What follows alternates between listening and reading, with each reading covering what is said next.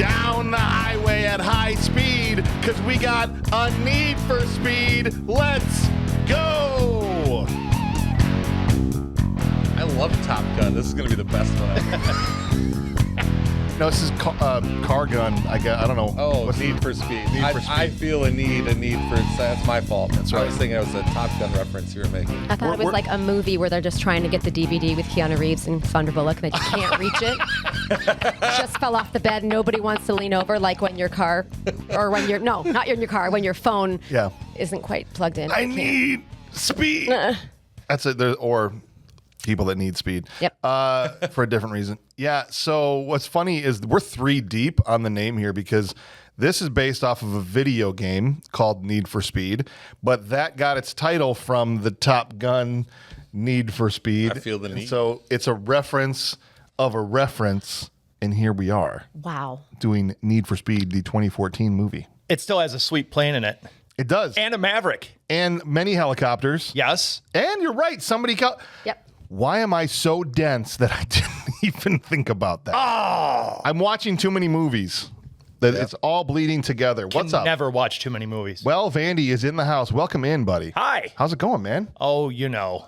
I love that you rocking that Cubs hat to counteract all that, St. Louis Cardinals swag that's been worn on the show before. You know what else I'm wearing, though? What's up? Oh, yeah. Hey, look, the Kenosha Kickers. The Kenosha Kickers. Baseball kings of the Midwest. Love it. Awesome. Went to their game on Saturday. Was it good? It was great. I thought the Kenosha team was the Kingfish. They are, usually. Okay. But it was home alone night, so they changed to the Kenosha Kickers. I love it. They played the Wet Bandits out of Kalamazoo. Did they win? They did, 11-5. Good. All right, the only Kenosha Kingfish game I saw, they got blasted. Oh, no, 3 home runs, 1 inning. Nice. And they didn't pull, Kalamazoo didn't pull their pitcher. Oh, fantastic. Sucks to be him. The best thing about the Kingfish is like right in the parking lot is Hillary's Ribs and Chester's Electronics, one of the last remaining Radio Shack type stores. One of ever. the last like ones. Radio Shack on steroids. And as you can hear, the dirt farmer himself, Clint Bush, is in the house. Hey. Yes, I am. Dirt freshly sprayed. True. Made time for today. I love it, man. Yes. Thank you for being here. We weren't going to have you in for a Cargo Fast movie. Well, I mean, You're like our resident Cargo Fast guy. Death Race 2000. that was my favorite. Okay. The Wraith. Wraith. Also my favorite. Last Stand had car stuff in it. Also my favorite. Yeah. Love Is it. the Wraith where they just tried saying race but couldn't? No. It's the Wraith. Mike Tyson. Cargo Fast movie, I guess. Yeah, and then as you just heard the voice herself, Nicole Freer, in the house as well. Hello. Greetings. And of all the movies we could have had you on, I thought Need for Speed was right in your wheelhouse. It's perfect. Awesome. Love it. I'm so glad that you're here as well. Let's get the vitals out of the way. The movie was, as I said, came out in 2014. It was directed by Scott Wah. I think that's how you say it. W-A-U-G-H. Common spelling? Yeah. Wah? Wah. Why not? Okay. He also directed Act of Valor, competent director. Expendables 4, which I still haven't seen. Don't sue me. And movie was written by George Gatton, who was a producer as well, and John Gatton, who this guy wrote some legit movies, the writer of this film. Hardball with Keanu Reeves, baseball movie. Ooh. Coach Carter, basketball movie with Samuel L. Jackson. Real Steel, the robot boxing movie with Hugh Jackman. Fantastic. Great movie. Flight, the Denzel Washington gets drunk, flies upside down movie. Okay. And Kong Skull Island, also with Samuel L. Jackson in that one, and Brie Larson, I believe, in that movie, and Tom Hiddleston, and it's good stuff. Pull some talent. Yeah. So this is the guy that wrote this has a long, impressive resume of screenplays. Movie starred every 5'7" guy in Hollywood: Aaron Paul, Dominic Cooper, Imogen Poots, one of my favorite names we've ever had. Imogen. Imogen. Did I say it wrong? All right. Imogen, but her last name her is last still name Poots. Is. Yep. You know her middle name, too, right? Oh gosh, what is it? It's Gay. Is it actually? Imogen Gay Poots. Oh, that's awesome. I thought you were going to make some Poots pun about the fact that, okay, all right. Kid Cudi is also in this, and Rami Malek, pre-Bohemian Rhapsody fame. This is before his career really took off. The budget for this flick was $66 million. And you can see it. Yeah. What's cool and what they spent their money on is very little CG on these cars. It's almost all... They wrecked cars. Yeah. Yeah. Which I love. They ruined them. Respect.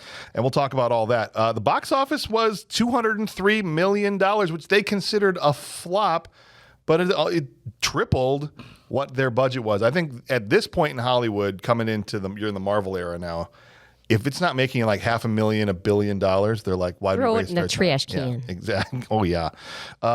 Movie currently sits at a 6.4 on IMDb, which is in the upper tier for us, the 37th ranked movie that we've covered, which the only other 6.4 we've done is Remo Williams' The Adventure Begins with Fred Ward. This is how it qualifies for our show, though. It's rotten on both critics and audience scores, but the audience score is close. Critics said 23%, given the subject matter, not surprised. Yeah. But the audience is a 56% audience score, so it's just barely rotten on the audience. So they liked it twice as much as critics do, but only half. That's still only 20 points different. That's more reasonable critics to audience than we've seen in recent movies. Wait, yeah, absolutely. You weren't here for Boondock Saints, were you? I was. Okay, so remember that one? 91-20. It was like 91-20 or something. 91 like that, audience, 20 critics. Yeah. Like, there's no way you can be that wrong. Yeah. It felt like 2 movies to me. Did it? It did. I wrote down this is 9 movies. Pretty much. 9. 2 hours and 12 minutes. I sat down and went, oh, God. That was my initial reaction. But I do think it didn't feel like 2 hours and 12 minutes for me personally. Personally. All right. So thank you guys. And you know what? This show is going to move today. And so I don't want you to feel like this is 2 hours and 12 minutes. I say that without knowing if it is going to be, in fact, 2 hours and 12 minutes. But hopefully it moves as fast as Need for Speed did. Thank you guys for being here. If you want to reach out to the show, there's a couple of ways you can do that, and we'll interact with you on our mailbag episodes. You can email the show at thisshowIstrash@gmail.com, or you can call us at 262-757-8567. Leave us a voicemail. I promise Bob's not going to answer the phone, and we'll get back to you during our mailbag segments. Other than that, if you've really enjoyed the show and you want more, you've been listening to us for a while, and you're like, oh, I'm out of episodes because I know there's only 168 of them at this point, you can join our Patreon. If you go in the show notes, the show description, there's a link there, patreon.com/badmoviesrule. You can back the show, and that's what helps keep the show going. We would greatly appreciate it. And with that purchase, which can be as little as $3 a month, you actually get access to a bunch of other podcasts that we do. Like we just did Clue on Good Movies Rule, and we've done Die Hard and Total Recall's coming up, and it's just going to be a lot of fun on there, as well as a horror show that we do, and a bunch of other things. Kurt's got a cartoon show on there. Yeah. So if you want that stuff, It's a hop lot on of content to our Patreon. In the meantime, it's time to pay the bills. You guys ready to, I always used to say jump in, but this guy's just punch the gas and floor it, and let's head on to Need for Speed. I've got a need to speed through this episode. All right. I'm just kidding. We'll give it its due attention, I promise, okay? But let's set the scene here, because this is an intense movie full of intense people making intense faces. I want to figure out why everybody here is using their best Batman voice. They all are. I understand that we have Batman, but why is everybody, hey man, what's going on? Everybody has got their low voice on in this thing. Oh my gosh. And whenever Dominic Cooper, who I can't ever just not call Howard Stark, whenever Howard Stark gets in close proximity with Aaron Paul and they're close talking to each other. I mean, nose to nose. Yeah. It's always like this, and they're always kind of just staring past like each other, like to their shoulder. Which is what you do as an actor. You have to, because if you look right in the eye, you're going to be like, this is weird. Right. So you have to look. Yeah, exactly. That's right. But then the way they angled it, it makes it seem like they're just talking past each other. Absolutely. So it's weird. Why did you have to eat garlic today? But man, oh man, every scene is acted as hard as possible, and I respect it. Yep. Okay. Movie starts. We're in a small town. I don't remember the name. If somebody can pull it, I'll high five you. Mount Kin something? We're in Mount Kin something. New York. Kin something, New York. And Michael Keaton is talking about Toby while we're seeing all these shots inside Toby's shop and some really bad photoshops of Aaron Paul in pictures with people he's never met in his life. Right. Like him and his dad. And I'm like, that looks like his face was pasted on with literal paste. Right. Okay. Well, that's more of those practical effects. You know, they didn't use actual CGI. How about just get an old man and take some photographs before you shoot the scene? Because we all know who. I mean, that would be too simple. Okay. When you got that much money to blow, Yeah. We got $66 million. We got to burn it, man. Let's go. They're panning around the shop, and Michael Keaton, who never leaves the room he's in Right. for the entire film. So Right. what do you think? He shot this in 2 days, Yes. right? Yeah, And it was a straight. pretty big part. Yeah. But he's just sitting here doing lines to nobody. Yeah. Yeah. And he could have had a teleprompter for himself if he needed to, but Right. he's also a consummate professional, probably is. memorized everything. He probably did. I'm sure he got to riff as well for that. Why not? Because I feel like if you didn't riff, it's going to come off Yeah. canned when you're just sitting in a room, Yeah. you know, regurgitating lines. Yeah. But he basically to set up Running his podcast. Yeah, it's a podcast. before podcasts even. It's more of a live stream. Yeah, I guess. Right? Yeah. Because people are calling in and stuff, and he's basically a very rich. I was a little confused about his backstory, but you guys can correct me if I'm wrong. But he's a very rich former race car guy. Used to drive a black car with a flame coming out the back. Yeah, is it Batman? Oh, the Monarch. Butterflies have wings like Batman. It's Batman! Butterfly in the sky. How did we not put this together? I can go twice as high. Take a look. Would it be Butterman now? That'd be Butterman. Anyway, Monarch. Basically, he runs a secret race once a year. Right. No one ever knows where it is. It's invite only, kind of like Dead or Alive, right? You just wait for the invitation. Everybody knows about it because everybody listens to this podcast and everybody knows the Right. insides and outs of this underground racing world that nobody's supposed to know about. The super secret, very public Right. They did not- underground That I'm racing. sure the cops maybe don't listen to. I don't know. I guess they have a different first rule. What's the first? Oh, yeah. Don't talk about race Need for club. Speed Right. Club? Yeah, Need for Speed Club. It's called the De Leon, and he's talking about how Toby's this great driver, just like his dad. But the problem is he's got a piece of crap car, and if the guy just had a good car, man, maybe I'd put him. Never in had De the money, Leon. yeah. Right, but they never had the cash. In fact, the first scene you see the guy from the bank, who we're not supposed to know, but everybody can tell it's a dude from the bank, Yeah. like there to talk to him about foreclosing on the shop or whatever. His dad had just died or something like that. It's like, look, I've known your dad for 30 years and you know, Right. great guy. So they were keeping it going. But now it's like, no, we're going to close it up on you. Dad's gone. Right. You know why he never had a great car? DLC. Oh, Got to blame it on EA. you got to play. EA's got to come out. EA blew this whole thing up. you need some of that download content. That's Pay to play. Yep. He needs some new skins for his crap. What was he driving that he said wasn't good enough? I don't remember. It was a piece of junk. A car. Was it a Trino? Mount Kisco, Kisco. New York. Yes. Thank you, Nicole. Close enough. That's right. Anyway, this is also as he's doing his podcast. I'm like, this is why we don't take live calls.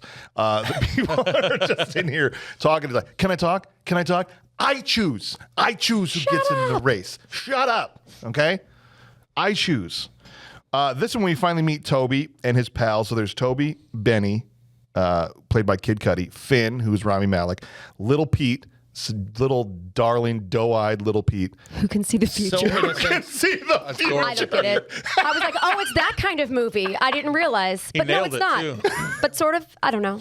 He missed some big details, but he nailed it. Not the kind of movie you expect a character to drop some prophecy in the middle of, right? I thought maybe they were going to make it like, And now no, I will bestow on you the secret prophecy that for I have foreseen the future. for I am Little Petey. I have a prophecy. Yeah. This episode's going to be a train wreck. Oh, great. Perfect. And then Joe, the goatee guy, who probably is the most milquetoast out of all of them. He's just kind of there, doesn't have much of a personality, Yeah. but he drives the big truck. Right. And that's Joe. There's some banter. Oh, yes, we are friends. This Yes. is great. I mean, this is kind of how it came off in the first scene. You know that's what they're trying to do, Establish, right? yeah. It's smoothed out over the course of the movie, and I bought them as friends, but the first couple of scenes are really trying to be like, aren't we enjoying ourselves? we are. We are good friends. We are pals. They are there in the shop, and they find out there's a race tonight for $5,000. So he's going to run his. Did you say what the car was that he runs? I'm sorry. I think it was a Trino. In that first race? Yeah, that's right. Like I said, I'm pretty okay with cars, but I'm not great. No, it's all right. Anyway, there's a race for $5,000, so they got to go to the drive-in. This is where the race is starting, at the drive-in. And for some unknown reason, Dakota Johnson is in this movie. With 12 lines also. I thought, now you'd seen this before, right? Yes. Okay, it was first time for me. Had you seen it before? No. I saw it when it was new once. All right, so Clint was the only one. You saw it when it came out, and then not since. So I had no idea. I assumed when Dakota Johnson rolls up in scene 2, oh, she's a main character in this movie. No, she's in it for like 5 more minutes, the rest of the movie. What in the hell is Dakota Johnson doing playing this part? There's no reason for her to be in, and she does, even in those 5 minutes, nothing. And I know, like, being aloof is kind of her thing, right? And it's no disrespect to her. But even this, by her standards, is like, talk about mailing it in. I mean, she seemed like she was, I don't know, super happy to be there and super invested in what she was doing. But it was a little bit weird to me. Casting is suspect, in my opinion, as well. Yeah. I mean, if for no other reason, this is going to sound nuts. Yeah. She has really good posture in this movie, and that sounds like it felt so like New York City. And she's from this town. I know she went to the big town, but the way she holds herself, she's like, I'm from a different land. I'm like, no, you're supposed to be from here, right? Because they have history. Exactly. Her and Toby. Yeah, but she just seemed like inserted into the movie, but just some. But didn't you assume this is going to be the romantic subplot as soon as she came out? Like, oh, this is going to be about Toby getting Anita back from Dino. Yep. And it just never happened. I think they wrote the second half of the movie after the first half was starting. Got it. Well, can we get pages 10 through 100? Good, that's all we now? have. Please. What else was she in? She's been in, 50 Shades of Grey was probably the most famous thing that she's been in, but she's actually been in a lot. That's right. Posture. Madam Web. Madam Web, that's the most. That's probably the most important movie she's ever done. Gotcha. Right. All right. So Anita and Dino show up, and that's as soon as Dominic Cooper, who plays Dino, he used to race F1. That's it's like, show us some real racing. He used to race F1, bro. That's as real as it gets. Or not. He raced at Indy. That's Indy. That's right. Yeah. Which I assume F1. You meant F1. No. Yeah. Okay. But Indy still, Indy and regardless, F1 are different. They look the same to you people. To us common folk. You gotta call it Formula Uno. That's them open wheel wing cars, right? Yeah. That's them pointy, skinny ones. They go real fast. Those the dune buggy ones? No. Yeah. With like I know, we're close. No. That was my best Joe Dirte. Anyway. All right. So Pete, this is when Pete comes up to Toby and gives him his prophecy, his vision of the future. Hey, man, I just want you to know I had a dream where you won the De Leon and you were there smiling and there was a lighthouse and he was very specific. And Toby's like, okay, Pete, pat him on the head. Fine. Anita and Toby start to talk and they get progressively closer as they talk throughout this conversation until the point where they did my favorite thing at the end. She's like, I have something that I need to tell you, but I don't want to be a distraction, so we'll just do it out. You know what's a distraction? Telling me that you want to talk to me? Yeah. Yeah. How about just don't say anything? Yeah. Right? Instead, and then he does I touch your face. Right? Yep. Bye. Yep. Thanks, kid. And then shoulder pat, and then off they go. It was super awesome. I can tell you guys, James hates when I do that to him. He cannot stand it. I like to imagine that there were two key grip dudes who were having the two actors on little tiny boards on wheels and just push them slowly toward each other throughout the scene on roller skates. They have to get closer. Well, maybe they had to shoot her. It was like forced perspective, like in Lord of the Rings with the hobbits and Gandalf, because he's so much shorter than she is. And so she had to shoot further from the camera in order to match height. And downhill. Right, exactly. All right, so they're going to have this race. But essentially she's like, I want to talk to you afterwards. And Dino's like, cool, if I stick around and watch. They got this freaking insane race control board or whatever the hell you want to call it. Home base, whatever. And they're going to have this street race. And as they're getting in the cars, Toby goes, are the roads cleared? And I'm like, with their team of 1,000 people, Right. they're going to clear all the roads from this town, which they don't. He's like, yeah, we're good, man. Roads are cleared. And they sit on the road and wait for this train to go by. And they wait for the horn of the train to signal the start of the race. Right. Which I thought was pretty cool. Yeah. Yeah. Because danger. Right. This Toby is, well, they're trying to set up that he's only held back by the means that he has. Yes. But that other than that, he's the greatest driver that's ever lived. But I'm the best there's ever been. That's Straight, right. Straight, simple. That's right. But their outfits, the mechanic outfits, were really nice and embroidered beautifully. Yes. For guys that didn't have any money. Yeah. And also, all I hear about them for the next 10 minutes is, you guys are the best. I've gone anywhere. I've never seen Royal. Why are they broke? Yeah. If they're the best. Because they're not good at marketing. They never sold out. They do fantastic work, but they're but- still charging them down home prices, you know. Waiting on the train horn, they go, blam, one of the cars doesn't make it. They're racing through town. I mean, there is traffic that comes and gets in their way. They're going down alleyways. At one point, they're neck and neck down an alley. I'm like, I hope some poor guy throwing the push a garbage out, shopping cart. throwing the garbage out at a restaurant doesn't cat. just open the door and just. I mean, they were wall to wall going through this alleyway. Or a guy pushes the cart out at the end of the alley. Right. Meanwhile, Benny's up in an airplane, in a Cessna, 182. you know, Really nice. eyeballing what is going on. This they hit the shopping cart so hard I thought it was going to hit the airplane. Right. Like, this thing spins out. launched into the air, and it's zero damage to the front of this car.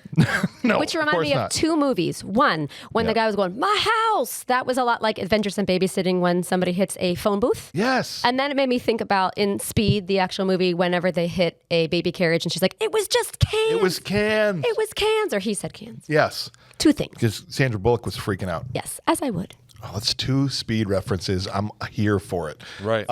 Do you have a need? I have a need more. specifically for 1993 Speed. Yeah. Quick race question. Yeah. For this race, they started out, it was 2x2 in a row. Yep, Do you no like qualifying. draw straws for that? Well, usually there'd be some type of qualifying or order or whatever. Yeah. It would be a draw if you were going to do something like that. Yeah. But I mean, They flexed off. The guy in the back is hosed. Well, here's How here's tight my is your take. T-shirt? You were in third place. Here's my take on this. This is a video game. I've played this video game.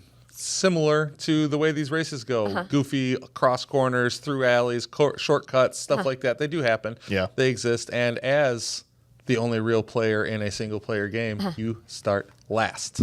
Oh. So he started on the back row, right? So I think he just started last. All right, but anyway, they get down to the final three. It's Little Pete, who I was surprised was a racer. So Little Pete's racing. Sure, yeah. Toby and random dude number 4. And it gets to the final three. Pete kind of falls behind, but Toby in the straightaway underneath this like viaduct or whatever, just he wins because he presses Willed the it. gas harder than the guy next to him. That's it. Every one of these car race movies for drama, like previously he's out front and running and this other car just drives by him. Right. Now all of a sudden we're at the end of the race and it matters and it's like, no, I'm just that tiny. I'm a fender faster than you are. That doesn't matter what's going on. But they'll show these guys racing flat out and all of a sudden like grab a gear and stomp on the throttle. It's like, Right. what were you doing the whole time? Why did you just do that a mile back? Right. Right? Wait, so you mean in racing you drive faster to win? And the earlier you drive faster, the farther ahead you'll be. That's math, son. Wow. It's like all of these games back in the day when nitrous, they start putting in nitrous. Yeah. It's like the fastest pass you're going to make is if you use the nitrous right at the end, which is stupid because you wasted the entire time going slower. If you used it at the beginning, you're faster the whole way. It's just dumb video game mechanics. It's funny to me though, because all I think of is like, oh, he's just pressing the gas harder. That's the only reason. Or the other guy is He's just lucky like he didn't fray his starter cable. he at those speeds, it can happen very easily. And then what are you going to do? Then your throttle is stuck, and you're just going to keep going. And you're probably going to hit another guy's Serious shopping cart. Rick Mellon situation happening right there. I'm You just don't wanna impressed do they that. don't go off of the side of the track like I do when Ever. I try to use those things like Dave & Buster's or a road Yeah. stop or something. I can't even stay in the middle of the road. I'm like, I'm on the side. Honestly, I'm a terrible driver at high speed, so I'd be hosed. All right. So anyway, he wins the match. They go back to the garage. Some more banter. The match. Whatever. What is it? A race? Race, yeah. See, He wins the race. Okay, I'm sorry. In Hey, the how shop. was your football game? He won the Did you score a lot of field goals? Okay, fine. In the shop. He won the car fight. Sorry. All the friends. Yes. My turn. I feel like I'm Batman. It's mine. My show. It's not. So there's perfect alignment, like this beautiful vignette of friends standing Yes. so the camera gets a great angle. I hate that. Yeah, it's almost like on stage shows when they stand in the semicircle. Yeah. Right? And everyone's Yeah. cheated out Cheat, a certain exactly. way. And it's just Yeah. like, okay, this is Hey, not how people friend think. who's my friend. Or where they kind of like sit along a table, Yeah. just in like a perfect configuration, and standing. have a Yeah. conversation. Like Yes. there's 4 people on the same side of a table for some Yeah. stupid Yeah. It's reason. it's just- perfectly lined up. And I don't know why aligned. people do that. It's dumb. Yeah. Dino shows up. Howard Stark walks in, and he wants them to rebuild the Shelby Mustang, Sure. right? Which is, Yes. if I remember, really old. No. This was a newer one that Okay. they were building together again, which was happening actually. The GT500 and Oh. stuff like that. Those cars Okay. were actually coming out at this time. Okay. And because Shelby, that was when they made that movie with Matt Damon and Yes, Ford Shelby versus Ferrari. Ferrari. which was a great movie. Great movie. I Yes. saw that. Yeah, and so that's the Shelby they're talking about. Well, that's Carroll Shelby. Yeah. And that was the Cobra and the GT40. The Shelby Mustang didn't exist until later to generate Right. money. But that was the same guy, though. Same guy. Okay, right. Just for a frame of reference for people that maybe know enough that they saw that movie but aren't super into that they know who the hell Yeah. the Shelby Mustang is and all that. All right. Anyway, this is when Dino's like, I've seen every mechanic in the world, and you guys are the best. Like these guys. I still don't ain't know. seen the work as good as you do. That's right. Do you think he saw the people over at Jiffy Lube? I think that's what he went to. He went to a Jiffy Lube. You know, the guy who forgets to put your drain plug back in? His cousin Tony, and they're like, these guys are definitely the best Yeah. I've ever seen. This guy washes my windows real good.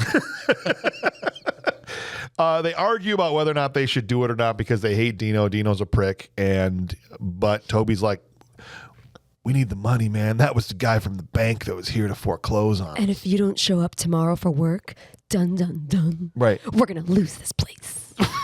Right. I really. Oh, and this one Kid Cudi goes, yo, man, this is about getting Anita back. Write her a poem or something, man. Right, and then he writes her a poem. He writes her a poem. I like wrote Kid that Cudi right in this, now. right? So is this the keeping the lights on and the doors open trope? Yes. Yeah. Yes. Yeah. That pretty much happens. Yes, all exactly. All the time. We gotta get enough money to save the rec center from the evil people that are gonna buy it and bulldoze it or whatever movie that they need to get X amount of money. The Chelsea Opera House. Yes, The exactly. nice thing is, though, they live in such an economically depressed town that even if you go to jail for 2 years, that the building is still there and nobody moved in. No. And it's in pretty good shape. Pretty good Yeah. shape. And most of your stuff is still there. Right. Well, some. Yeah. Some, yeah. Anyway, they take the job and the car is dropped off needing a lot of work. And I'm like, all right, cool. We're going to get a montage. Build montage. No. Something. No. Immediately it's fixed. They're at the car show. Because they knew where their 10 millimeter wrench was. Smash cut to They have revealing. all of our 10 millimeter wrenches. True. That's why we $60 can't find them. million, dude. Yeah. They had the 10. But they saved a lot of money on teaching the actors how to, wrench things. Look reasonable. Yeah. So they could get the angles. Yeah. Yeah, right. And smash cut revealing the rebuilt Mustang with laser horses and everything. That was a cool effect. Yeah. And they got the guys at the bar trying to rizz up the girls. Yeah, you like that car? Hey, we're mechanics. Hey, we built that. Oh, you're a mechanic. Oh. And then I was like, oh, is this what Clint's life is like? Why do you think I hooked up with the first one that ever took me seriously? I knew I didn't have a lot of shots. Oh my She's god. amazing, by the way. She is. And she's great. But it just made me laugh that these girls, as soon as they found out they were mechanics, they were all just like, and then, but the dude, Try selling shoes. but Finn, oh, you're a shoe salesman. But Finn, You and Bundy. Finn knows it's a numbers game because he turns around and just you hear him Yep. trailing off, Yeah. walking away, going, Yeah. "Hey, you like that car? I built that." I think it's another casting. I'm sure we can talk about that at the end, but Yeah. just Rami Malek is great. But if they had a comic guy, an actual Yes. comedian, Yeah. he could have had so much fun with that role. Absolutely. But they He does went awesome. for all the jawline 5'7" guys. Yeah, right. Basically. Yeah, right? I mean, he's funny. Don't get me wrong, but I No. just feel like they could have really turned it up For sure. on his character.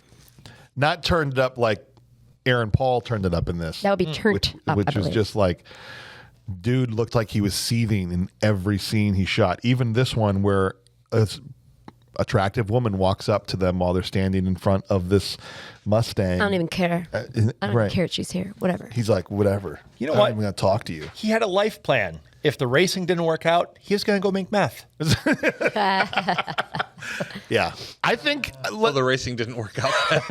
Pretty much. You know what? Let's just talk about this now because you've broken the seal on this. So Aaron Paul was supposed to play Dino in this movie and be the bad guy. And he would have been amazing there. Yeah. Yeah.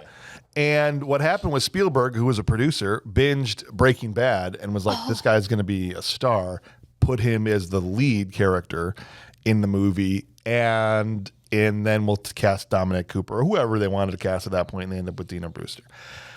I think the biggest problem with this movie is Aaron Paul. I love the guy, love Breaking Bad, is so miscast. Me personally in this. Yes. As trying to be Mr. I mean, he can't even talk to this girl without Biebering. You know what I mean? Right? Like doing the head things and like whatever. Like, and it's just like, it's so that I just felt like he was totally not right. So they should have adjusted the script a little to fit him better, or adjusted the camera angle or something. Yeah, and maybe it's just because he was so good playing Jesse Pinkman. He didn't get to say bitch nearly enough in this movie. Everyone's like, this guy is an amazing actor, but maybe that was just so in his pocket that he could shine in that part, but he's not that guy. He's not that guy. To be able to do others. Do you know what I'm saying? Yeah. And he just got lucky, not lucky, he's talented, but hit it out of the park because it fit him so well. Yeah. That as soon as he tries to go be leading man, Well, how many aloof guy talking to the girl, it didn't, ugh. As a not new to the scene, but like blowing up big to the scene, how many seasons of Breaking Bad did they do?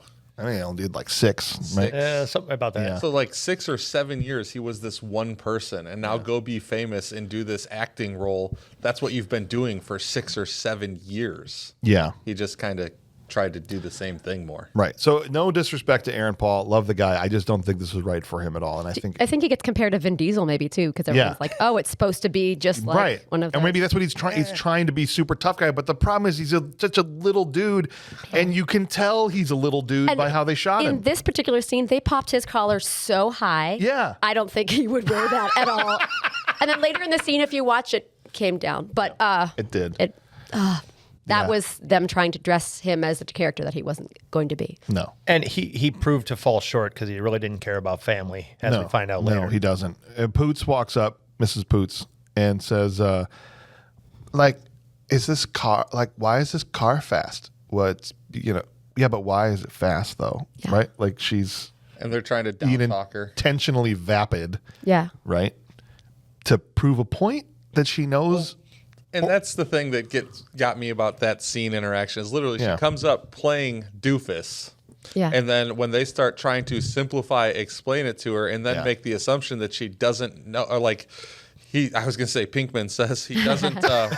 Go ahead. He doesn't understand. She doesn't know who that is or whatever. You're explaining it wrong or whatever. And now all of a sudden she takes offense to the fact that they're talking you down to assume her. that I don't know who that is. Yeah. Like, well, that's bullshit because that's the character you were playing when you walked up. Totally. Is that you didn't know. I think they wanted, there's A, B, and C plot in a lot of movies. I think they were like, that's the D. No, I didn't say that. Nope. That's the E plot. Son of a gun. It's the E plot. Yeah, the E plot. Thank you. or never it's got the there. G. Get it? Warren G. Okay. So I think it was overall that they're like, don't judge a book by its cover, because at the end she knew how to drive a car. But so ham-fisted in the way that they do it that it's at this point a trope in and of itself, and it's no longer like it's boring now. It's been done so much. Like we get it, okay? They were doing this forever, but you can't get mad about a stereotype when you show up perpetuating the stereotype, I think is in short what we're saying. Okay. Anyway, turns out she knows everything about this car. In fact, she's the guy representing the dude they're trying to sell this Shelby Mustang to for $3 million. And she's like, yeah, right, $2 million at the most. He says this goes 230 miles an hour. Yep. And she's like, hold on. It was like if you could hear a record scratch in real life, that's like what happened. She stopped dead in her tracks. She's like, and little Pete's there saying he could get it up to 230. He could get up to. He's like the little dog with Spike, is like bouncing around him. Like he could do it, man. This guy, Pete doesn't know when to keep his mouth shut. That's a running theme with Pete throughout the time he's in this movie. Wonder where he gets all that energy from. Yeah, I don't know. And when Do you have a thought? No. Okay. When he's driving, you know how usually when they're driving fast, their eyebrows furrow and they're gripping. It's like he's on lithium, just like, great times. Maybe he is. Maybe he is. That's his secret. Yeah. That's And why he by knows the way, the future. If you're familiar with the Dogman book series for the youths, Little Petey, or Lil Petey is the cat. Oh, there you go. Fun fact. Dino is like, you're not driving that car. Like, there's no way we do this speed test. Like, it's going to be me. He's like, and this is when Petey, again, can't keep his mouth shut. You can't get it up to 230. Well, that's what he says. Because he says car will go 185 or something like that. Yeah, right, I forget right. the number he puts out. It's like, it'll go 230. It's like 230. And she's like, NASCAR record's 224 or something. This car's faster than that. So if you've never driven it, though, do you just start throwing out the exact number it's going to go? Or? Absolutely. Okay, nice. Like, Perfect. You've never even driven this car, Petey says, or whatever, right in the middle of Smash cut to the track. I mean, the car, it goes right from that scene to the car zooming through the track. And Aaron Paul is, in fact, Toby is driving it. Yes. And the girl's out there They didn't know. She was hiding out. Yeah, she had her little radar thing. And he gets it to 234. Now, he's drifting this thing around the track and onto the short straight sections and stuff like that. This is a road course, not a high-speed run course. Right. I'm going to call bullshit on 230 miles an hour. It's a movie. We suspend disbelief. Sure, okay, I get that. But it's like you don't go sliding onto the straightaway when you're trying to make a high-speed run because you're wasting forward travel time. Yeah. And you need that. But the worst part of all this is at the end, they come up. This is a racetrack with, pit in, pit out facilities, everything. Yeah. These guys have the trailer backed up right to the edge of the track. Like you would not park your tow rig and unload the car onto the hot surface. Which is my biggest problem with the entire film. But it's like, that's just dumb. This is why we've got you here on these movies, Glenn. I never would have thought this for a second like, that was a problem. That debris on the track really bothered me, especially somebody going over 200. Oh, yeah. Yeah. Dude. But what do I know?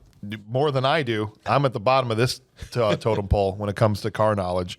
They go fast, right? I called it a car fight earlier or whatever it was. He won the match, guys. The match. All right, so they get it to 234. Dino shows up right as it's ending, and he's super pissed. And again, Petey doesn't know how to shut up. You suck. This guy's a much better driver than you ever could be. And I'm just sitting here going, Pete, when Petey lined up, he's such a tropey character because when he lined up to race in the drive-in race and they do that long push-in on him, I'm thinking Petey's going to die. That's exactly what we said. He gonna die.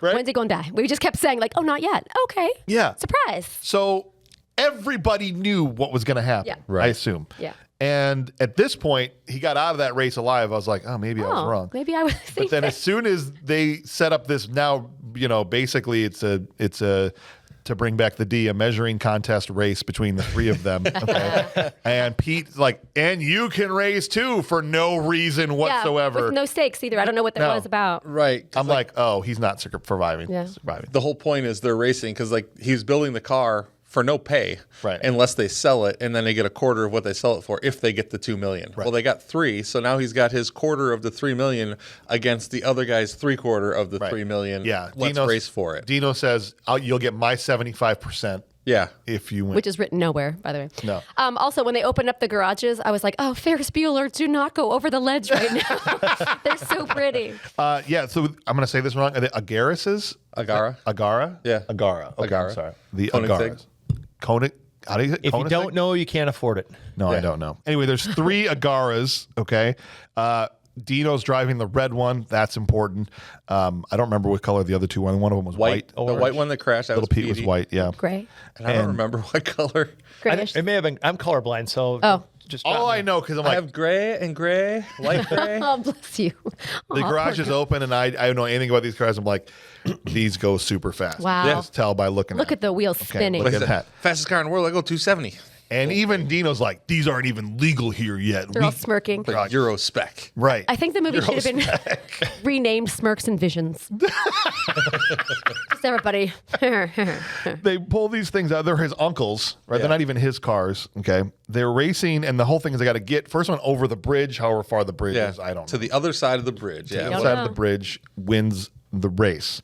And they take off. And what's cool and I thought stupid to allow a third racer in is they start pulling a little shake and bake action on Talladega Nights Right. where the Magic Man's blocking the way for Ricky Bobby and he's blocking Dino so that Toby can take off. And I'm like, well, you're a moron for letting this other guy in the race. Yep. Exactly. Because isn't that exactly what you would do? I would think you try like hell and Right? to double your chances. Yeah, exactly. So I'm like, all right, Dino, you brought this on yourself, but we all know what's going to happen here. And Dino pits, pit maneuvers, Yeah. Little Pete's car, which crashes and keeps crashing for like 30 seconds. And it just keeps going Yeah. and going. These shots on this race in general, they're really good. The soundtrack is amazing for all the cars. I mean, they sound like real cars. They did a good job with that. Yeah. It is very video game unrealistic, and it's awesome Right. because Yeah. I've played this game. It's entertaining. All the racing footage is Yeah. phenomenal. Yeah. The I cars mean- are cool, kick ass, make great noises. Absolutely. I have nothing bad to say. I will watch the movie just to watch that Just stuff. cut out all the talky talk parts. Yeah, because even though I don't know anything about it, I enjoy the hell out of watching it. That's why I watch Top Gear, even though I know nothing about cars. Because when whoever their film crew is, the way they shoot Yeah. their stuff coming around tracks Yeah. and stuff is awesome. And Production quality is amazing. Amazing, yes. you can feel the kinetic energy in what's happening. So there's a thrill from that, even for someone. That's why I like having this panel with people that know very little about this stuff. Ding. Have a different perspective on it, but enjoy it for different reasons, Yeah. maybe. And then someone that has actually raced cars and knows a lot about that stuff. And then someone who sells shoes, also important, right? But flies planes. And so you're here as Mr. Pilot guy, Yes. right? So that's awesome.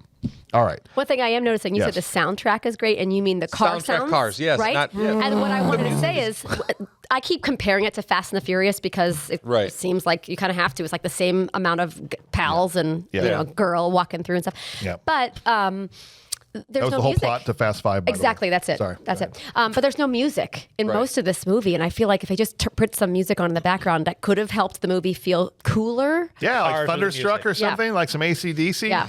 We know how well that always goes. Yeah, it's like we've always said too, when you've got a good car and you don't like the song, you just step on the throttle harder. Change the Hey, song. there you Nice. go.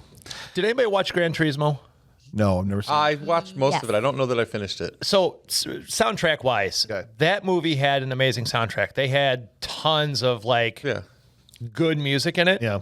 And it completely changed the feel. Like Yeah, it, it's not made a it, race anymore. It's not, It's yeah. a movie now.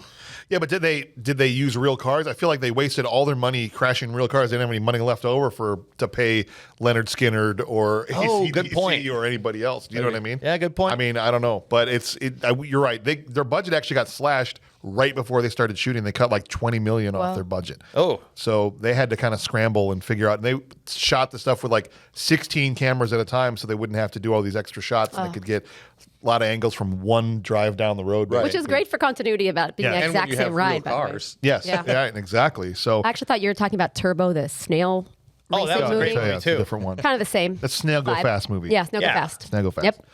All right, so Pete gets pit. He's crashing for 30. I mean, the thing is literally flying through the air. We're going Bouncing off of Pino. stuff, shedding zero carbon fiber shards. This is fake. They did not crash that car. No, this was one of the few CG Yeah. shots. But he goes over the bridge, Yep. down, and I'm like, this hey, is the water. It's on fire, but at least he's going to fall into the water. Oh. Nope. No, right. Just fell short. Same. Just like your character in Missed it. life. This might sound inconsiderate. I get that it's your friend that's super sad, but like, could you cross the bridge and then go scream at his burning wreckage? Right. Like, you could do that Yeah, you could make Considering- $3 million and then go back. and then go drop on your knees in front of his car and go, Petey! Like, it'll still be there for you to do that in a few minutes. I wondered if he was going to pull him out and then he would die then. But that didn't happen. That's what I was thinking. He would Yeah. get Right. there. No. If you, No. I get, but then when he didn't even get him out to save him or anything, I'm like, well, you definitely could have still won the race. For Am I a me- dick? Am I the dick for thinking that? I don't think he had a seatbelt on based on the spinny shot. Yeah. So I mean, he was mush. Petey was maybe already on the other side of the bridge from where the car was, is what you're saying. So Yeah, won. he was- he He's the was one who already won there. The Yeah. race. Pete actually won the race. Yeah. If that counts, that's a technicality. But His soul kept on going. yeah, that's a bummer. And then of course the cops pin it all on Toby. Yep. Yeah, because Doucher Dino says the cars were stolen and they went joyriding. Well, I mean, you got the money guy who's going to stand to lose cars anyway. He's able to convince the cops that he wasn't even there. Right. That Dino was. There was only 2 cars. There wasn't this third red Agera. As I say it right? Am I saying it right? Yeah. Agera. There wasn't this third red Agera, and some really crappy police work. I don't know what you think about. Well, they this, even said like only a couple other eyewitness reports, and you claimed that there was a third car. That's I'll chase down those other couple of eyewitness reports. They were running backwards down the highway at one point. These guys probably know. Right. They probably called in. Go talk to all those people who called in and said there was 3 cars racing. Yep. I don't know how this happens unless every single cop is paid off. And additionally, rich people are dumb. We'll talk about that shortly. Yeah. Not all rich people. Dumb people can be rich. That's probably true. Yes. This rich person happens to be dumb. And You throw away the evidence. before I move on, did you have anything to say about the police work or no? No, All right. except for the fact I didn't think they existed until later in the movie. Yeah. You're like, where are the police? I mean, really? if you played the game, they were there. Yeah, They were that's the whole everywhere. thing We're about gonna- Need for Speed. Yeah. Well, that's Yeah. what I was going to mention into the next couple. Which we'll do that, yeah. So the cops pin it all on him. Dino even went to Pete's funeral and stood, the audacity. Yeah, And with the sister. Yes, and stood next to Anita, who was Pete's sister. And, one of Dakota Johnson's 4 scenes that she's in, she says nothing. They're all standing there. Toby's in jail, and he does 2 years. I did not expect the title card 2 years later, flash forward. I was like, oh, movie number 3 here is now starting. And 2 years later, Toby gets out of prison, hops straight into Joe's car, and they have a plan to run to the De Leon, Yeah. the race. Yep. With no invite. With no invite. He's just But going to even earn one. Lightning McQueen rides in a trailer to get to the race. But no, Yeah. they're like, let's just burn the tires on the way all the way across the nation. See, now that kind of pulls back to like a cannonball type thing where they actually do edge-to-edge races. Unless you were going to fly this car, no car hauler is getting that car where it needed to be In that time. All And right. they needed to shoot the highlight reel to get invited. Yeah, true. He asks rich guy that they sold that Mustang to for $3 million to use that Mustang in this race, which he does. But Miss Poots is coming with. She it's a huge package deal. stipulation, yeah. Huge stipulation. Julia is her name in the movie, but To make sure they don't ruin the car. That's right. Fail. Which she at no point in the film even comments about the car getting injured. Hey, that take it she's easy on supposed the to car. be watching. Right. Like not once. I was like, Not once. Must have Geico. I did like this. I felt like it was a throwback to these older movies of this going cross country thing, even though, yes, right, you're birding the car out essentially to a certain extent. But this idea of having to go from New York to San Francisco, Right. and make it across the country, I thought was a cool, because they used to do these kind of racing movies like that all the time. Cannonball Run. All the time. And even a bunch of like low budget ones that like I'm only discovering now having gone Gumball through this, Rally. like all that stuff, right? Yeah. Well, you know that the Cannonball Run is an actual thing, Yes, right? it's real. Oh, yeah. Yeah. Oh, yeah. It's insanely fast. Like the new record, I forget what it was, and somebody will flame me for this, but it was just under 30 hours. And the guy did it in a truck, too, a pickup truck. Dang. Speaking of that, so let's talk about this, because this is the one other thing that was like, I don't know, 45 hours. They make a great point to say we've got 45 hours to get there.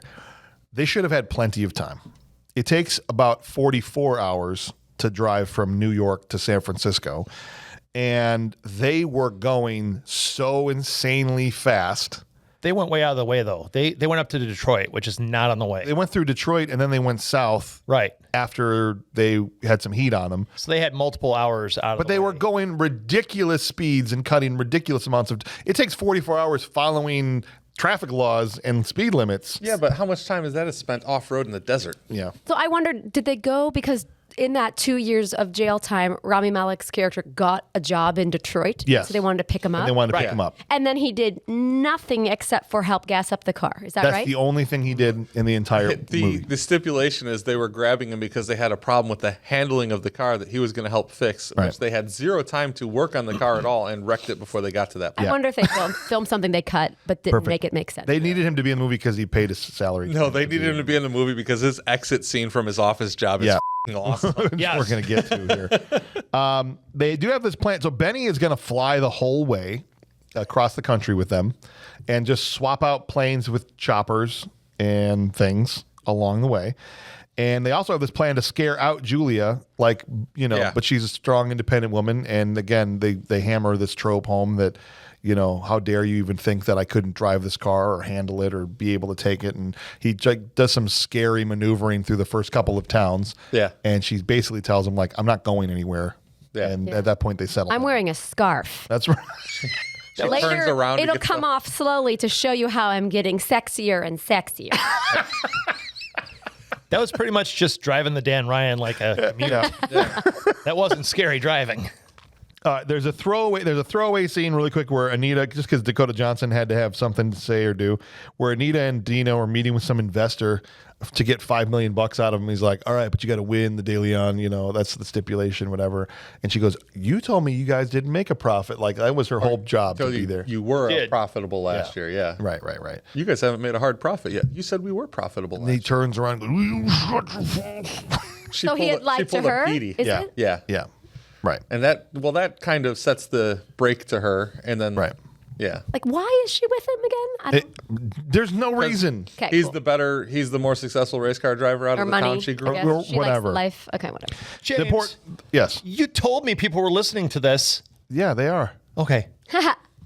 Hi, guys. Finn is working a desk job, okay, and they want him to come help, and he's refusing to help. They set it up like we've asked, we've called, he's not answering the phone. So Toby shows up and is revving the Mustang outside his office building, To get attention. and it draws the attention of a police officer. Yep. State police, nonetheless, Yeah. in Detroit. Downtown.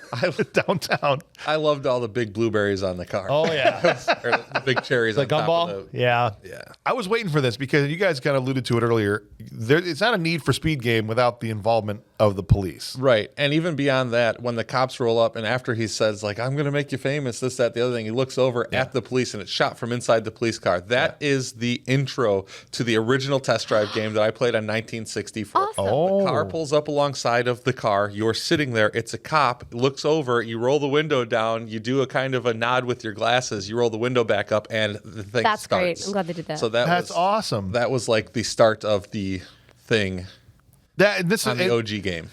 before I ever played GTA. The first game I ever had a chance. I thought Need for Speed was cool, and I wanted to play it because you got to run away from the police. Yeah. In the game, Yeah. right? And I think I played it on PS2. Was probably the first Need for Speed that I had played. Wow. Yeah. That's probably like the fourth or fifth Yeah. game already. No, I know it wasn't Yeah. like OG, like I'm the OG But one. no, I mean, yeah. it's still very similar at that point. Yes. They've gotten ridiculously. But yeah, he turns to Julia and says, "I'm about to make you famous. Are you ready?" And he wants like for the police. dying? Is that what? Excellent. He wants the police to chase him. He peels out and he's just looping the block. Yeah. With this cop car in pursuit, trying to get more cop cars to show up on the radio. Finn then decides to quit his job because he's on the phone with Joe going, see how it's leaning? Yeah. They're like watching the thing. Which it go, didn't do. Yeah. I why actually we looked need at it. you. I was like, It doesn't. I'm not a mechanic. I just thought I was stupid. Like, I don't know cars, so I was like, I guess it's leaning. I don't, like, look at that. You're right. It's all crappy. He's got to fix it. I don't know. They at this point, Finn quits his job, and I'm like, Finn, you could just leave the They're building. in a hurry, Yeah. from what I understand. They're in a hurry. It's not required that you strip down to your bare ass. And what are you going to wear in the truck? Perfect. He has a perfect outfit for the next scene. with the Driving gas. gloves? Fits him perfectly. Yeah. Yeah. One. A driving glove. Yeah, exactly. Like Switch fingers Flea. every now and then. It's Chili fantastic peppers. though. It's like he didn't want to ever go back. Like that was Yeah. his thing. It's like I just had to make sure that I never went back. Well, now he can't, Yeah. for okay, sure. great. Yeah. And meanwhile, Benny has stolen a news chopper because as this Mustang is tearing through Detroit, this news chopper just comes down and hovers right in front of him. Right. And it's Benny in a stolen news helicopter. And they're chasing all throughout basically the edges of the city of Detroit. And ultimately, the way that they're able to shake the cops, Benny calls for what's called a 2-lane grasshopper. Yep. Okay, which is to basically drive up the embankment of an exit, right? I think. Yeah. And And then you after cross you're your already legs past and you the make exit. sounds with your legs Yes. for a little bit, like a grasshopper. Like a grasshopper. Okay, go ahead. And this car, dude, launched this Mustang. They actually launched a Mustang. Like this was a more of a practical stuff. Yes. And this car is coming in like 25, 30 degrees nose down. And I'm like, wrecked. Like literally, like this is junk. There's not even a chance at driving this thing off. Yeah, to from get here. to California, It's let alone race it. It was amazing. And they didn't even try and fake the landing. The landing nose into the dirt. Yeah, they give you the half a clip of the front end folding. Yeah. And then onto the next car driving away. Of him going "Vrr," of their fourth Mustang that they had. It's like, 'Cause, you know, cool. right. And I Julia like that. also goes, cool, that was amazing. And not, this vehicle I'm in charge of is getting ripped to shreds. Or like, oh, my back is broken. Right. Right. Yep. Right. Got it. Time to move to plan B, they're saying, and head south, right? Because now the cops are on them and choppers. Benny's like, we got to hit plan B, but we got to do a hot fuel first, right? And I they hate that name so much. pull up next to him with their fuel truck and she gets out and straddles the window and is helping him get the I'm afraid at the gas station if my car is running. And then they're just like, let's see if this super $2.7 million car explodes. And she even says, why are we doing this? And I because it's cool is basically the answer. Yep. Because they had to prove that Top Gear could do it when they did the episode at the same time Right. of refueling. I didn't see that one. Were they able to do it? Well, I think they killed Hammond. He died. It exploded. Yeah. All right. Perfect. They only had a quick trip card, and there was no quick trip in the area. But At this point, Dino gets on the message boards for the race matches or whatever the hell, you know, they get in touch with everybody and says that he's going to give away his Lamborghini Elemento to anybody that can stop Toby from getting across the country to make it to the race. Yeah. And Monarch is on it now, and he loves it, right? He's like, oh, man, Dino just put up this Elemento, and now... Who's going to shoot him? Hilarious. Who's going to do it? Man, oh, man. They're all listening. They're even listening to the show in the Mustang. Right. And this cracked me up. Literally, she pushes a button on the dash and is immediately on the show. Yep. Just calls in. Yeah. No pause. Boop. Yeah, we got some blonde on the line here. You know. Yeah, I just want to tell you that we're gonna smoke everybody at De Leon. This is the blonde from inside the Mustang, And I can drive. and I can also drive this car, and we're gonna make it. And it's just like, okay, got it. They're just setting up the whole conflict. It basically leads to the important part of the scene is Monarch going, welcome to the De Leon. Like, if you can make it to San Francisco. And like faxed to their dashboard the address and everything. It's like, wait, They got the mobile infotainment is good on this. mobile Wi-Fi for sure. How'd they do the oil change on the way there? She crawls underneath the chassis. Well, it's synthetic. It's 10,000 miles. Oh, okay. Yeah, you're fine. You just pour it in like the drink cup holder. So you're saying it was faked? No, listen to what Nicola's saying to you. You put a funnel in the drink holder Got it. and it opens up to the oil line. Makes sense. When they were And you doing the just hot pour it in. swap too, another thing is like the gas cap door opened backwards. Come on. Is that important? No, but like usually they're hinged at the front so that the wind would actually push them back shut again. It was hinged at the back so that it would and stay open. It's like that's Perfect. dumb, but okay. It was handy for this. I guess. Yeah. All right. So meanwhile, Anita hacks Dino's computer at Dino's office. She's starting to get second thoughts about, maybe he's the bad not guy. As good as I thought. Yeah, I know. He's so tall, dark, and handsome. Or I'm sorry, short, dark, and handsome. And scowly. And scowly, but maybe he's a bad dude. So she goes and sits at his computer in his office that I assume she's never been on in her life. Okay. Sits down and in 2 clicks has the picture up of the Agera that he swapped paint on and killed her brother. Right. I mean, literally, In a she's storage like, unit. click, click, boom, all of his files. That's straight where I to was it. saying this rich guy is dumb.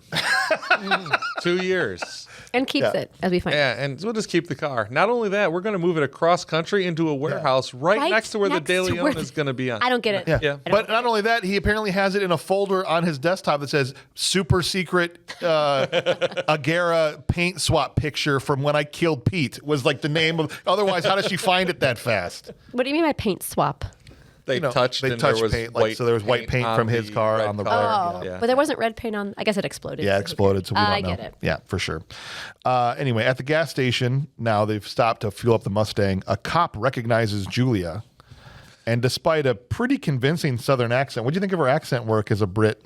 That was right. I thought she did pretty good. Yeah. It was kind of convincing him, I think, maybe. Yeah. How'd they know it was her though? Her name, no photo never came up. Well, he sees the Mustang And a blonde girl. and so he sees the Mustang in the And a camera. blonde girl that doesn't look local. right. And he knew there was a blonde, and everyone at this point, every cop in the country, the way they made it seem, everyone in the country knows there's some Mustang, but nobody can catch it.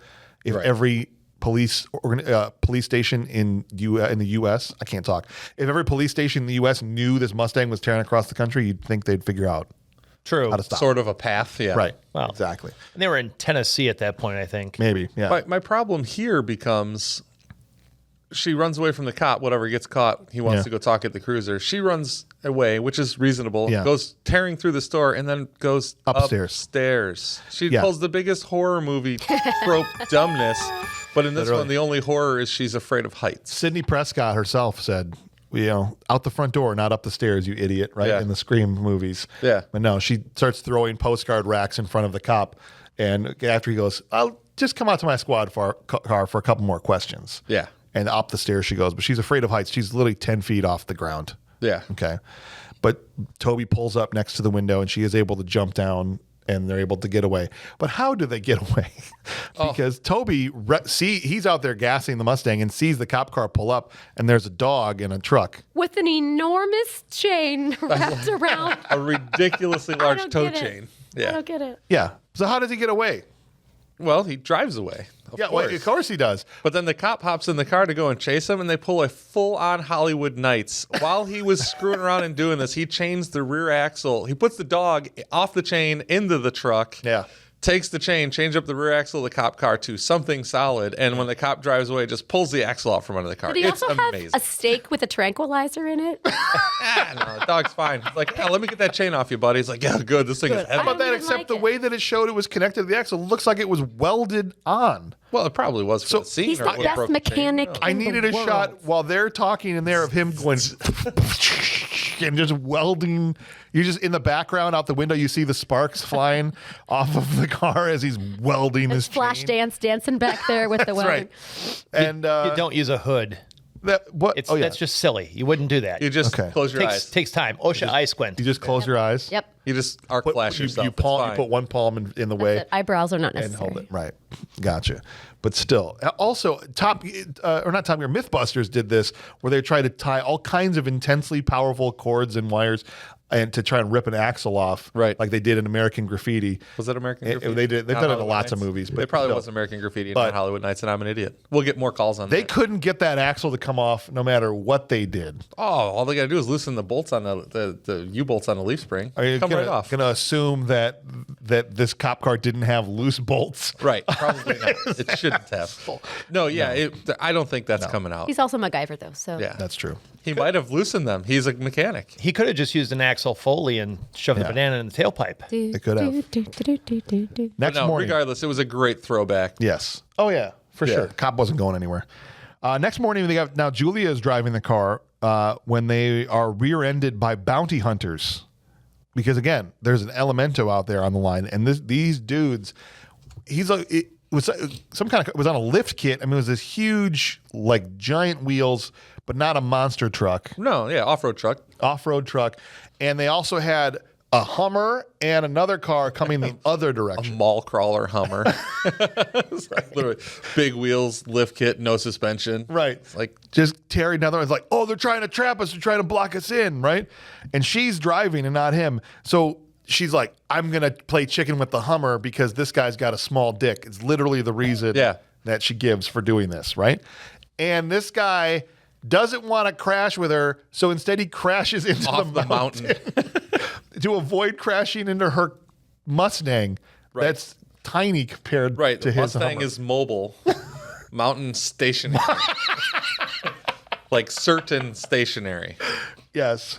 They get past that. They end up drifting off into a dirt road because now they got two more concrete trucks. How many people do they call in for this the night before?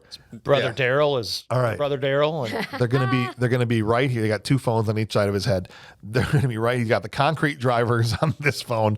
He's got the Hummer and the other guy on this one. They coordinated the crap out of this attack. They drift off on the dirt road to get away from the two concrete trucks that are bearing down on them. They chase them up this side of a mountain, and she's afraid of heights, and there's this sheer drop off. Yep. They get to the top of this plateau. They're basically pinned in. They're shooting at them. Right. Shoot out the tires. They're blowing out the rear windows of this car. It's crazy. And finally, as all seems lost, Benny shows up in a military chopper. Which nobody would have seen coming from far away. You only see it when it's right above you. You would have Right. I mean, it was green, so it's kind of camouflage. Sure. Yes. That's right. No one Blended can see right it. in with the sky. Yep.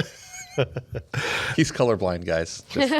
Which he went and just stole from a base No, he went for a joyride with one of the major. Friend, yeah. with a major. So Yeah. he's buddies with that guy. Way off his Called flight in a plan. favor. Kind of.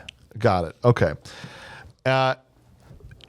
As they're driving around and being chased, the bad guys are nice enough to patiently wait while they hook the car up Right. to these dangling lines. Now, I drop two chains out of a helicopter, sure. Wrap them through the windows of a car and hold them together, sure. I've seen some really, really tight roll cage installs in my life. I did not see a roll cage in this car. There wasn't one. They're going to lift the roof off of this 4,000-pound car, or at least squash it into nothingness. I mean, this car had to be framed for them to pick this up to actually drag it off the side of the mountain. Right. It just wasn't shown at all in the movie pictures of the car. Right. Well, But I was like, Toby this- built it, fixed it up. So maybe he put in steel, titanium Just alloy. because helicopters might something. need to carry him across Eventually. the salt flats of Utah. Ready for anything. High five. Yeah. Good Yeah. times. It was, they Still. picked him up, they lifted, and I'm like, what in the Fast and Furious frick is going on? And it's because this was a very much a Fast and Furious kind of a moment. And there was a Fast and Furious when I think The Rock had to hold two chains. Yes. So maybe they were just using that level of insanity. They fly him off the top of this mountain. The car is hanging down. Yeah. She's freaking out. Right? As she should be. Yes. They're pointed at the ground off the top of this mountain. How far did they fly? What color are my eyes, James? James, what color are my That's eyes? so blue. romantic. They're way bluer than yours. No, they're not. He was just yelling at It's so Look at my eyes. ridiculous. Stupid. The They're so ground much is bluer than yours. 1,000 feet below them. But how far? My thing is, how far did they fly them like that? Because they do a whole fade out and off they go into the distance, and then there's somewhere else. There's Right. no more mountains. Yeah. And they're still flying them in. We're just going right off the Grand Canyon here. It's going to be fine. Nobody saw this. There's not a zero tourists anywhere. How long were they dangling from that chopper? I think they went for a really long time. I mean, they could make up time. That's exactly right. I suppose. Got to get there. I just needed to cut into the car at that point of them just totally chill at that point. Like, Or well, you know, all the blood drained out of their face. they're Sorry. either unconscious because their blood's on their face, or by that point they're like, well, you know, my grandmother raised me, and they're just having one of these conversations because they're just super chill. That's why you're afraid of spiders. Would I you get get it. your feet off the dash, And so, please? but they're having like a snack, Yeah. and they're like, they just don't even care No, anymore I don't because they've think been Aaron flying Paul even packed anything. across the country. You got That's any more of those Rolos back there? Toby finally gets to the hotel in San Francisco, and they run into Dino there. And this was the moment where I couldn't take anymore. I laughed out loud. Yes. When they grab each other, he grabs him and he's like, "You son of a bitch. You didn't even go back for him." Yeah. She says multiple times in the movie. He tells the same thing to Julia. He didn't go back for him. And I'll never forgive that. And it's just two guys, these two tiny 5'7" guys acting so hard. I died laughing. Short kings can have emotions, let me just say. Sure, they But- could. I was waiting for a Oompa Loompa song to break out. No. But we'll settle this behind the wheel. That's Then right. I was done. I was like, okay. There's nothing wrong with being 5.5 feet tall. And they're close talking. I did it when I was 12. Yeah. There are some real winners. And Dino is like, I don't care about Pete. And also, I have Anita, and you suck at driving. And it's just, this kind of I was there to back and comfort her forth at bull the funeral. That's right. Do they also have to go in that hotel bar and ding a bell to say I'm here? Like, I didn't know what they were supposed to do. Because by the time he walks out, he's checked in Yeah. Yeah. to the race. I assume you had to go and meet somebody. Yeah, I don't know. It's You had to it's the sign the release stupidest waiver. stare off. This was when they were really close. This was the shot where they're looking past each other, Mm-hmm. and it's just super weird. and they're like looking down their foreheads. You know what I mean? Behind the wheel. Like this. Yeah. Gets back in the car, and this is when, he's like, stay with me tonight to Julia. Well, I mean, I think it'd be safer if we stay together. Right. Yeah, that's not what I meant. We could save money on a hotel room. Right. I go to Motel 6, Rez.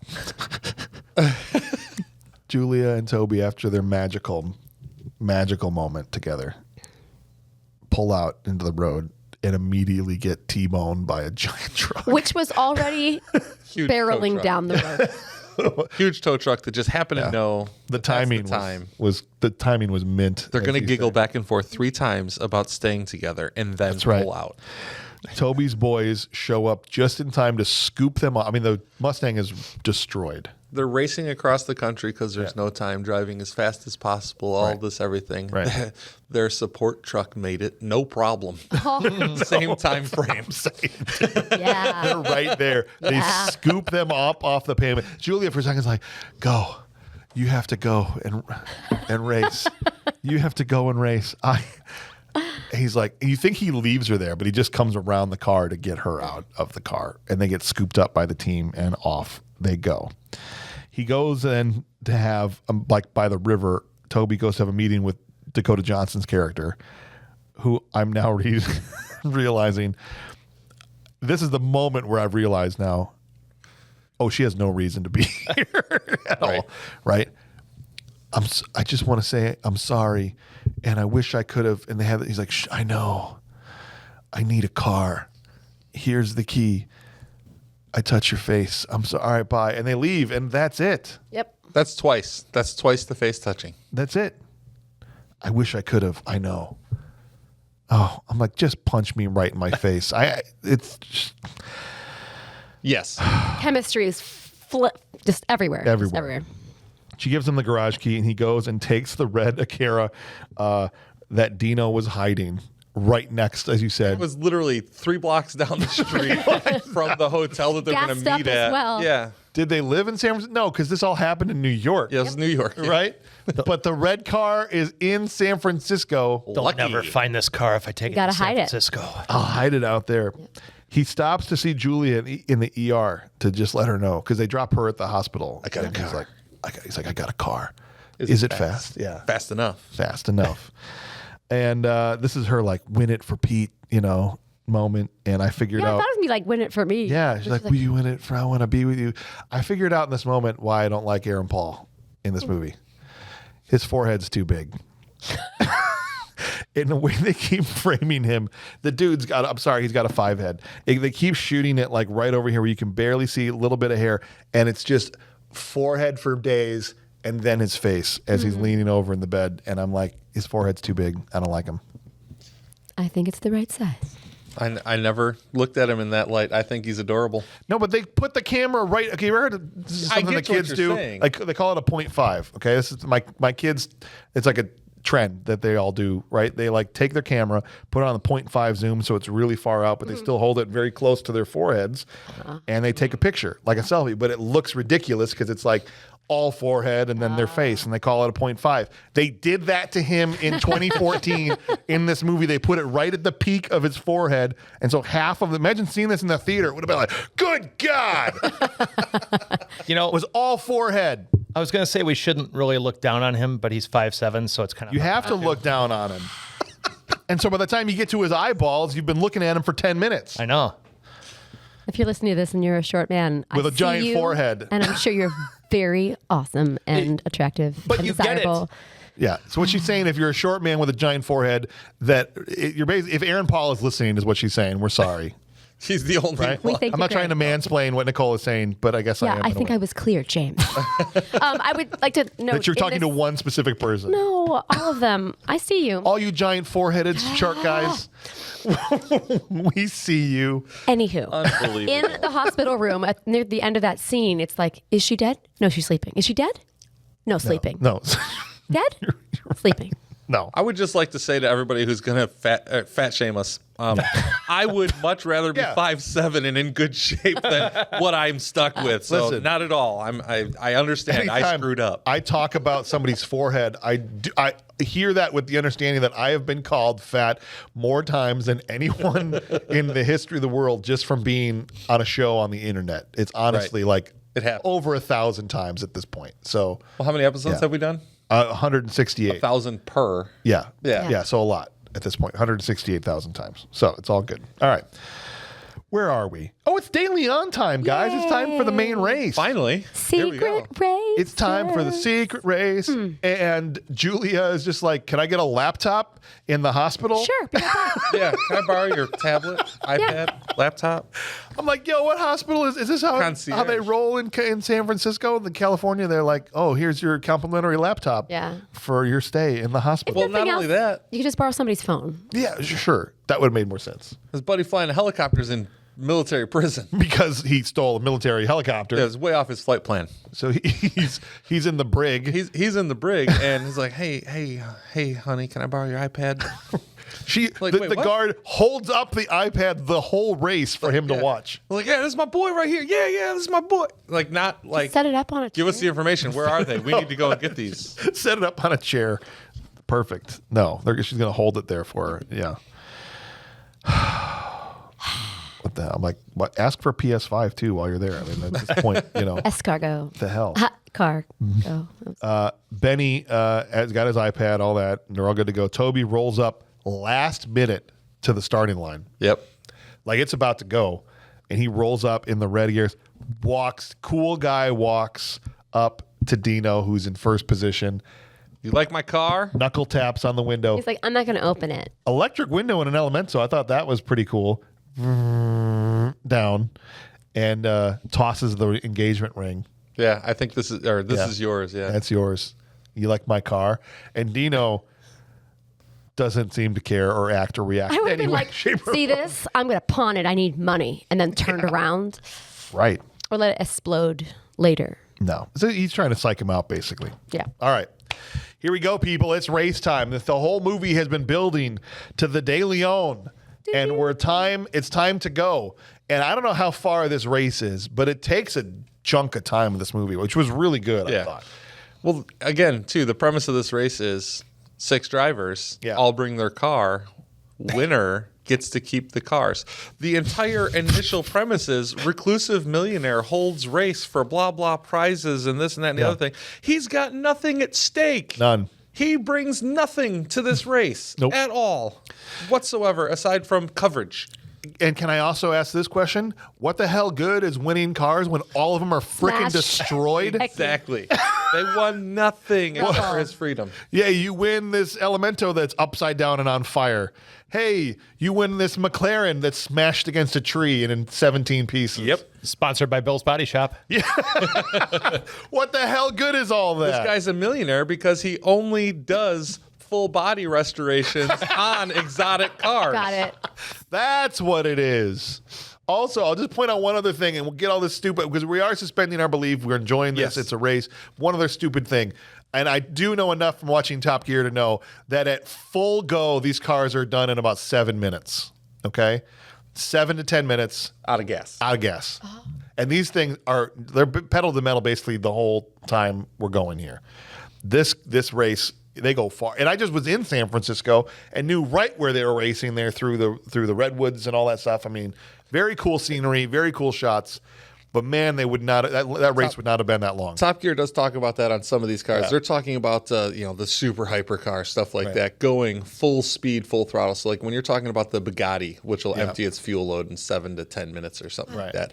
Yeah. That thing is 1,000 horsepower. These cars are 700 horsepower. They're not full throttle the whole time during this race. But when we track day these kind of cars, we do 20 to 30 minute run sessions consistently on stock tank cars. But you're not full throttle around even Daytona. It's a lot of full throttle. Yeah. We use more fuel there than any place else we've ever been.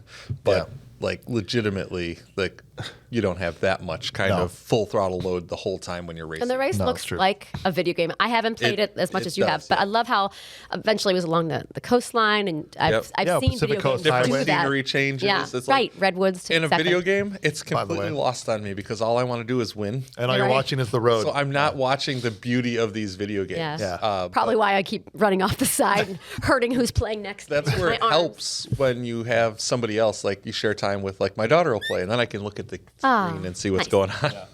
And having just literally weeks ago driven down the Pacific Coast Highway myself, it's beautiful. And if you ever get the chance to go just north or just south of San Francisco down Highway 1, it's amazing. And you should do it. And also terrifying for someone that doesn't like heights. And there's points where you're driving around, you're like, that's the ocean right down there, no shoulder, Fish. What's up, fish? nothing at all. But it was really, really cool. And they're getting set up and they're about to go off, and they got the shots of everybody grinding their knuckles on their steering wheels, and so intense. And Aaron Paul is so cute, he can't even see over his steering wheel because he's so little. He had a And booster seat. but even then, it was like little old lady from Ferris Bueller trying to race this car. Petey would have been smiling. He would have been smiling. You hear the heart. Here we go. Boom. We're off. And the cops get involved real early. Immediately. Like Need real for early. speed, baby. That's the game. Immediately. Monarch has this great line. Racers should race. Cops should eat donuts. Yep. He's getting pissed.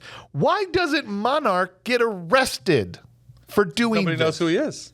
But they know. But everyone knows about the race. They know about He's the race. Triangulated his signal to Portugal. He's or hiding something. on the internet. He's nowhere nearby. Because there's race. I guess how do the cops don't shut it down? Because there's very obvious race elements. Like when they went and put the finish line up, and they went and put the starting line up, Yeah. and these, it's just a lot of apparatuses involved. Everyone seems to know when it's happening, Yeah. and Maybe they thought it was just just those types of the things. finish. Maybe the finish line looked like it was for like a kiddie 5K or something. Yeah, got it. That's what fine. it was. They put some tricycles around. Yeah. Yeah, just to make sure the cops think, oh, it's just a tricycle race. Yeah, they get involved pretty early. Cops are trying to throw up roadblocks and like rollings, like what Those they call it, spike rolling strips. roadblock, right? Right. Where they got the cars that Yep. are moving but trying to block the way, Yes. essentially. To slow down traffic. Right.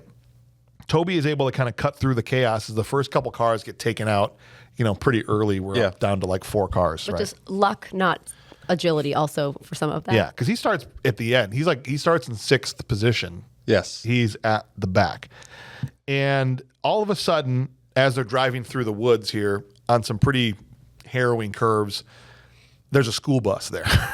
Yes. Why? What? Every other car, except for the cop cars and the school bus, Yeah. is off this road. This is the only civilian vehicle in the entire race is one single school bus. Yeah. That's it. But where was the school bus going? Because there was no on and off roads. There was no school. They were going to the lighthouse. His field trip to the It's a lighthouse. field trip to the lighthouse. Yep. It's what But was like- a one-way trip to the lighthouse. The school bus must have been going really slow because they had time to get there, stage 5 cars, wait Yeah. for Aaron Paul to show up. But before that, they built a freaking and erected a starting tunnel thing. All the people are there. The Right. cop cars got. They were the past them. child labor who did that.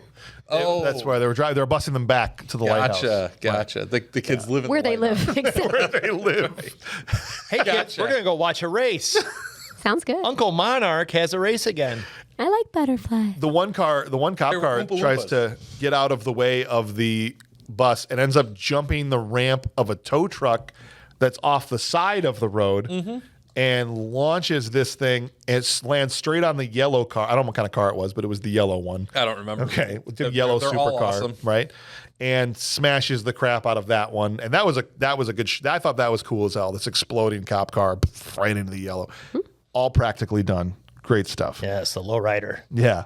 Then a cop is going to use a stick basically to put the throttle down and send his car out into Yep. the road. That was cool. He totally spears one guy.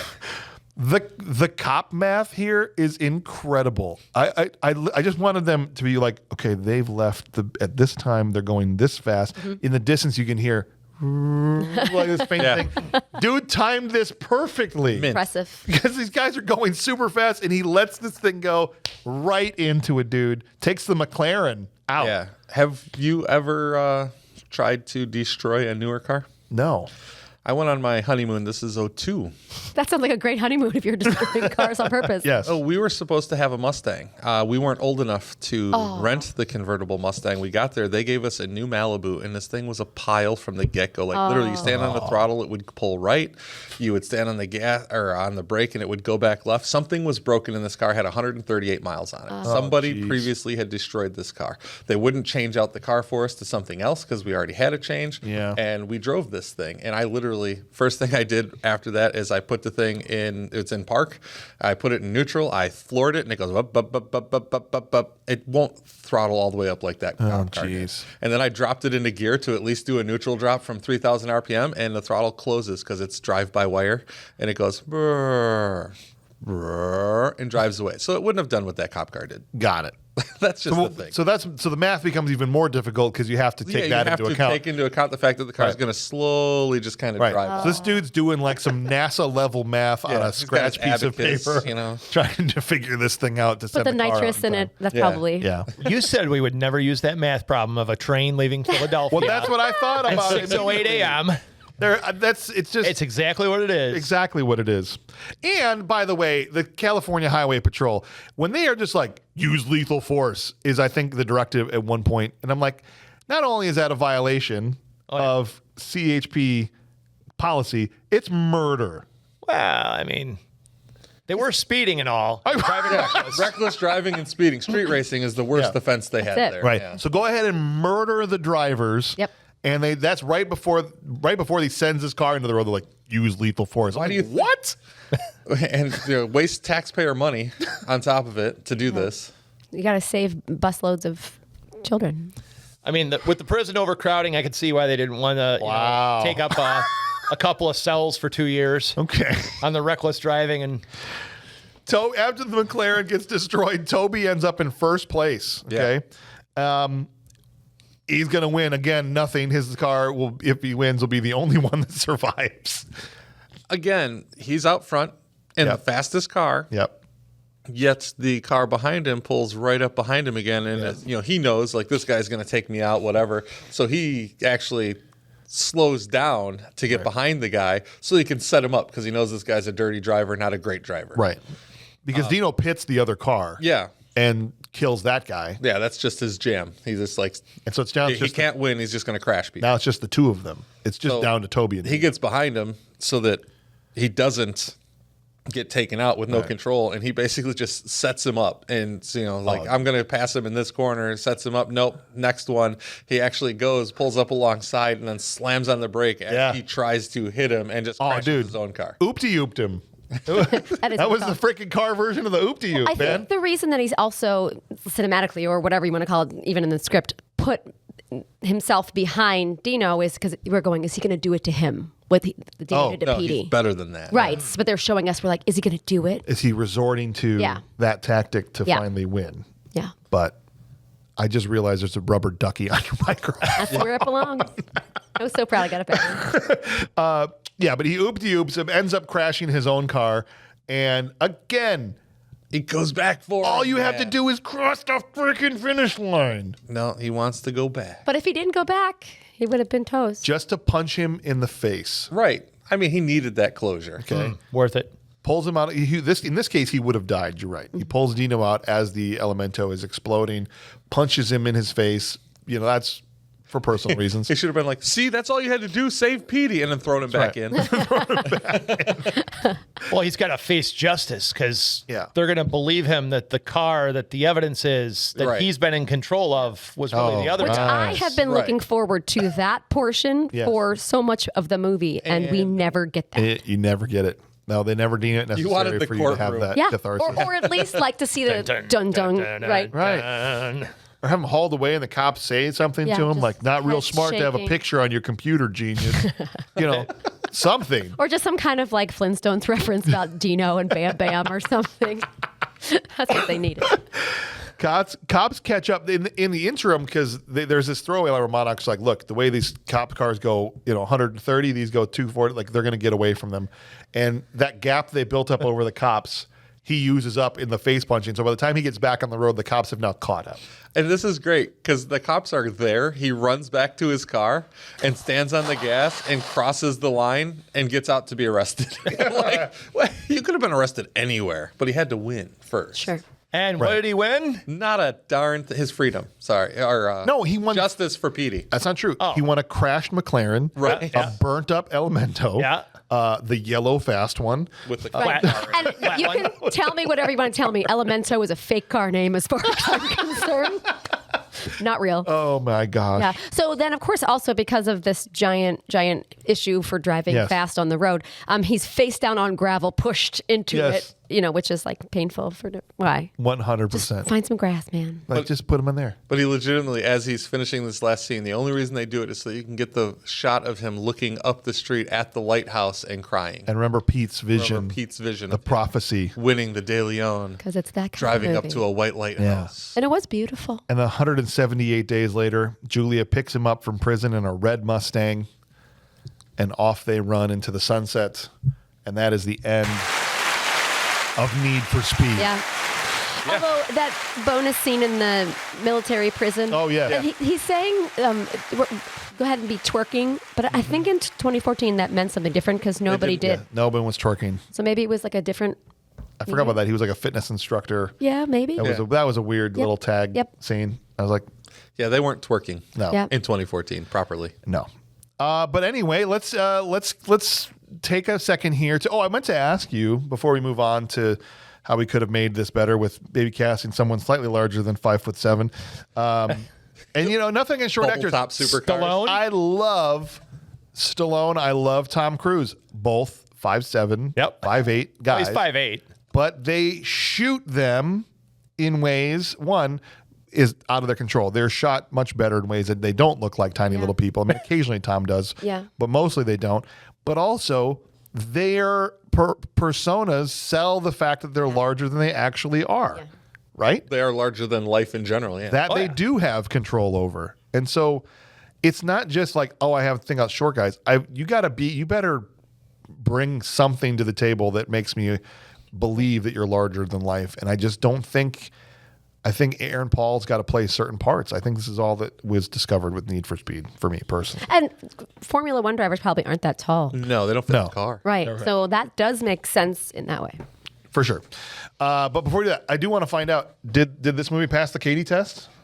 Yes, it did. My wife and daughter both stayed in the room for the whole thing. She was doing homework, however, so she was doing her... But it didn't repulse her to the fact that she had to go do that somewhere else. I think it wasn't much different than if I was just playing a video game or watching Top Gear like I normally would. And she wasn't drawn in for the romantic moments. No, I don't think, she had her earbuds on and was doing... For the her Dakota schoolwork Johnson stuff. romantic moments? Well, I mean, allegedly, right? The blonde and the driver were supposed to be super sparks flying, which it wasn't. Not There really. were absolutely sparks. That knows from the crashing cars where the sparks were from. What burned his hairline back? Yeah. Where are we putting Arnold in this movie? The question that we're going to ask, we ask every time is, would Arnold make Need for Speed better? Which Yes, Arnold? he would be Benny. Arnold Schwarzenegger. Thank you. Yes. He would be Benny. He would be Benny. And he's flying the chopper. Oh, And he's like a running good fitness neighbor. camp. State Farm is there. He's running a fitness camp. That's true. Yeah. Oh, yeah. This makes a lot of sense. Him pulling up with a stogie and the giant army chopper, right, to pull them out of there. Seems like it would make a lot of sense. When the buddy gets out and comes down, you got to lend him a jacket. No, that was the other guy. Wouldn't you want him to be Finn? Like, so we got the Terminator, walking through the office naked moment like he does. It's cold in here. That's right. He's very cold in this elevator. But you wouldn't know it looking at me. Don't look at me. Stop it. Eyes up here. I'm a person. Eyes up here. Okay.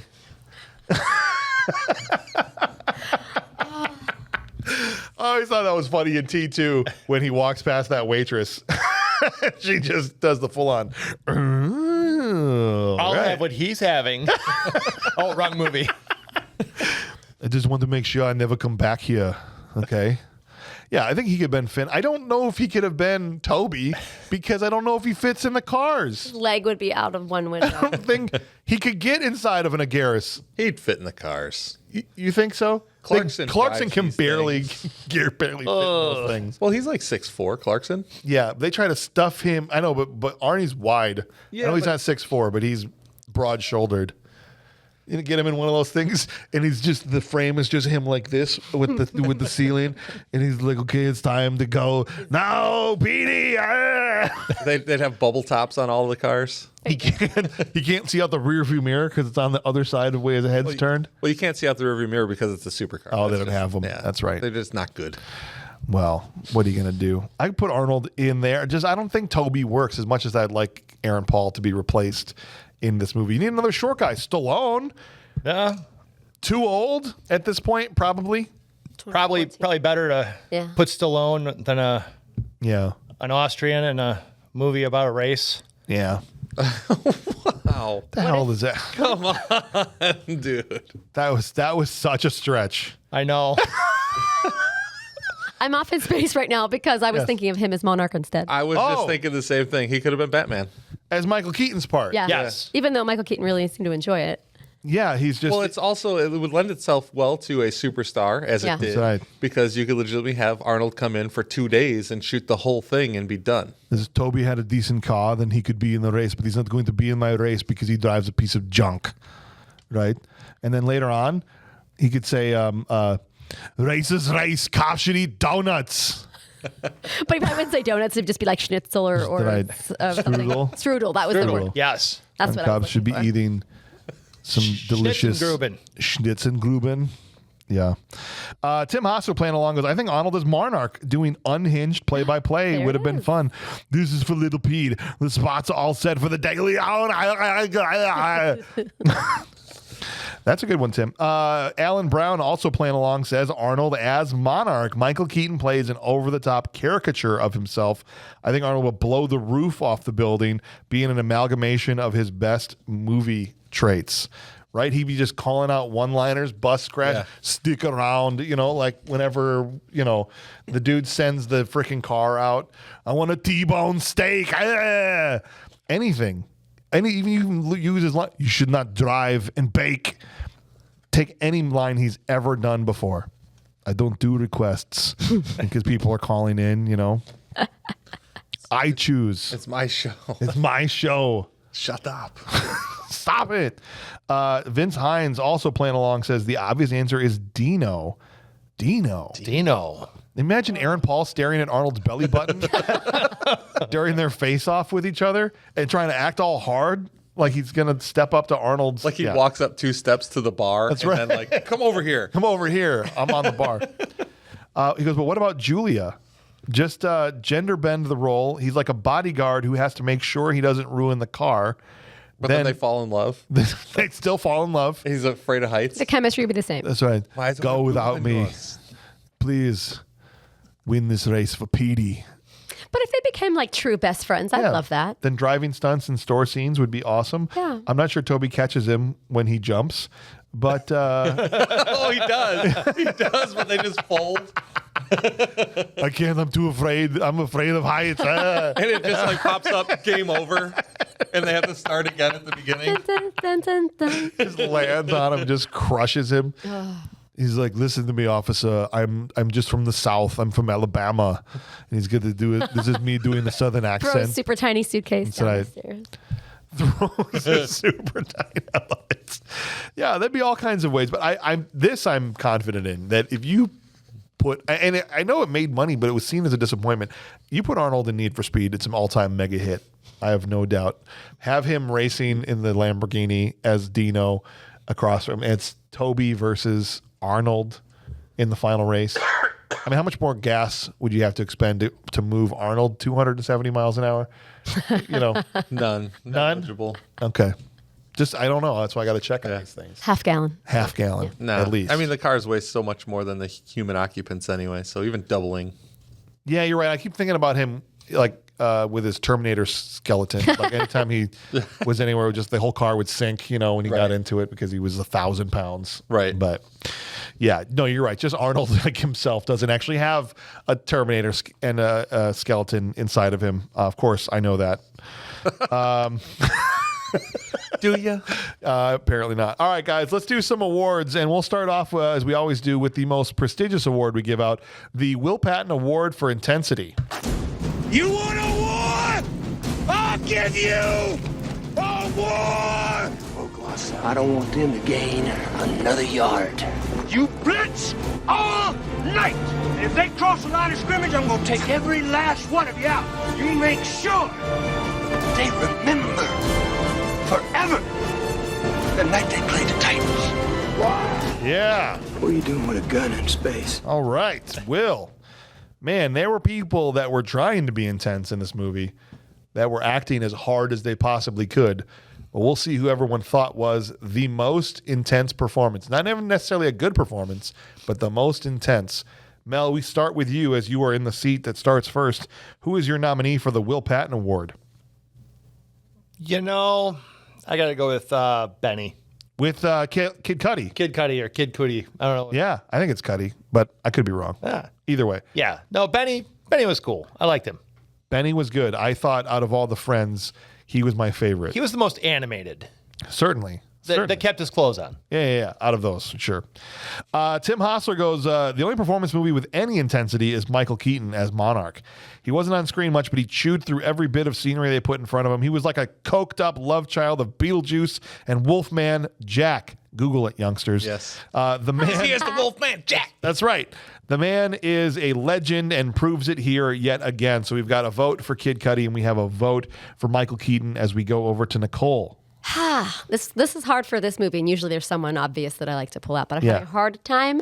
I was even trying to swing the idea of Aaron Paul just because he was like all smolder, like in his quiet way. He like kept the continuity of it. Yeah. But I might be swayed now about Monarch. You want to come back? Want me to come back to you? So you have more time to think about it? No, I'm going Michael Keaton. All right. He went to my high school. That's awesome. That's why. That's right. I always forget about that. Have you ever? But you never got a chance to meet him. I have not. Like, he didn't like come to pep rallies and stuff. No, he didn't. He didn't. But his niece actually was in the same grade as I was. Oh, really? Mm-hmm. Oh, that's awesome. Very cool. All right. Alan Brown says Aaron Paul by default. Didn't think anyone in the movie was worthy of the title of Will Patton. Well, certainly He forgot Keaton. Certainly not. When he wrote that, he forgot Keaton. Well, then I must have forgot Keaton too, because I have Aaron Paul as my pick. I get it. Well, the you're dude wrong too. Was acting so hard in this movie, and every scene he was like, do these lines as hard as I can, and I'm so tough, and he was in it, and I don't think he did good, but I think he did it as hard as he could, and it was super intense. But again, not a great performance, but that's my pick. So far we got a tie here. 2 votes for Keaton, 2 votes for Aaron Paul as we go to Vince Hines, who is going to Monarch. He acted like a rich a-hole who did not care about anything but fame and publicity. I was sold and enjoyed his back and forth with Dino and Julia. So Michael Keaton pulls out in the lead as we go to the final vote, who I think you've just kind of showed your hand a little bit, but Keaton? For sure. All right. I do believe. I don't think this was one of those movies that has a clear runaway, right, as though I would like to say. But I do think that it does have a right answer and a whole bunch of understandable. Yeah. And Aaron Paul is definitely on my understandable. For sure. That means Michael Keaton is going to win the Will Patton Award for intensity, and the guy never even had to leave his desk in order to do it. He did that. He could have done his role in COVID from his own home office. Yeah, right. Maybe he did. He might have. That may have been his 2014. Yeah, it might have been his house he shot that in, for all we know. The only thing for his character I was surprised about is when he was like, yeah, get him. Don't let him be in the race. I think he would have wanted him to be in the race. Right. So from the writing perspective, I didn't understand why he was like, stop him, kill him. That's cool. There was a lot I didn't understand about Monarch and how it worked. And like you said, what he brought to the table and why he's not shut down by the authorities and, all of those things. But there's a certain amount you have to just go, this is a video game. Yes. Not only is it a video game, it's a movie about a video game. It's a movie about a video game. Yep. Yeah, for sure. Which do great all the time. So the next award, we've done so many video game movies. We started with one. Yes. Street Fighter. Yep. Double Dragon, we've done. DOA, Dead or Alive, we did. I know we've done other ones besides that. We've got another one coming up here relatively soon. Need for Speed, just the next one on the list. And the next award on the list is the Trash Can Full of Dirt Award, named after Steven Seagal, that we give out. And we answer this question: who was the worst actor in Need for Speed?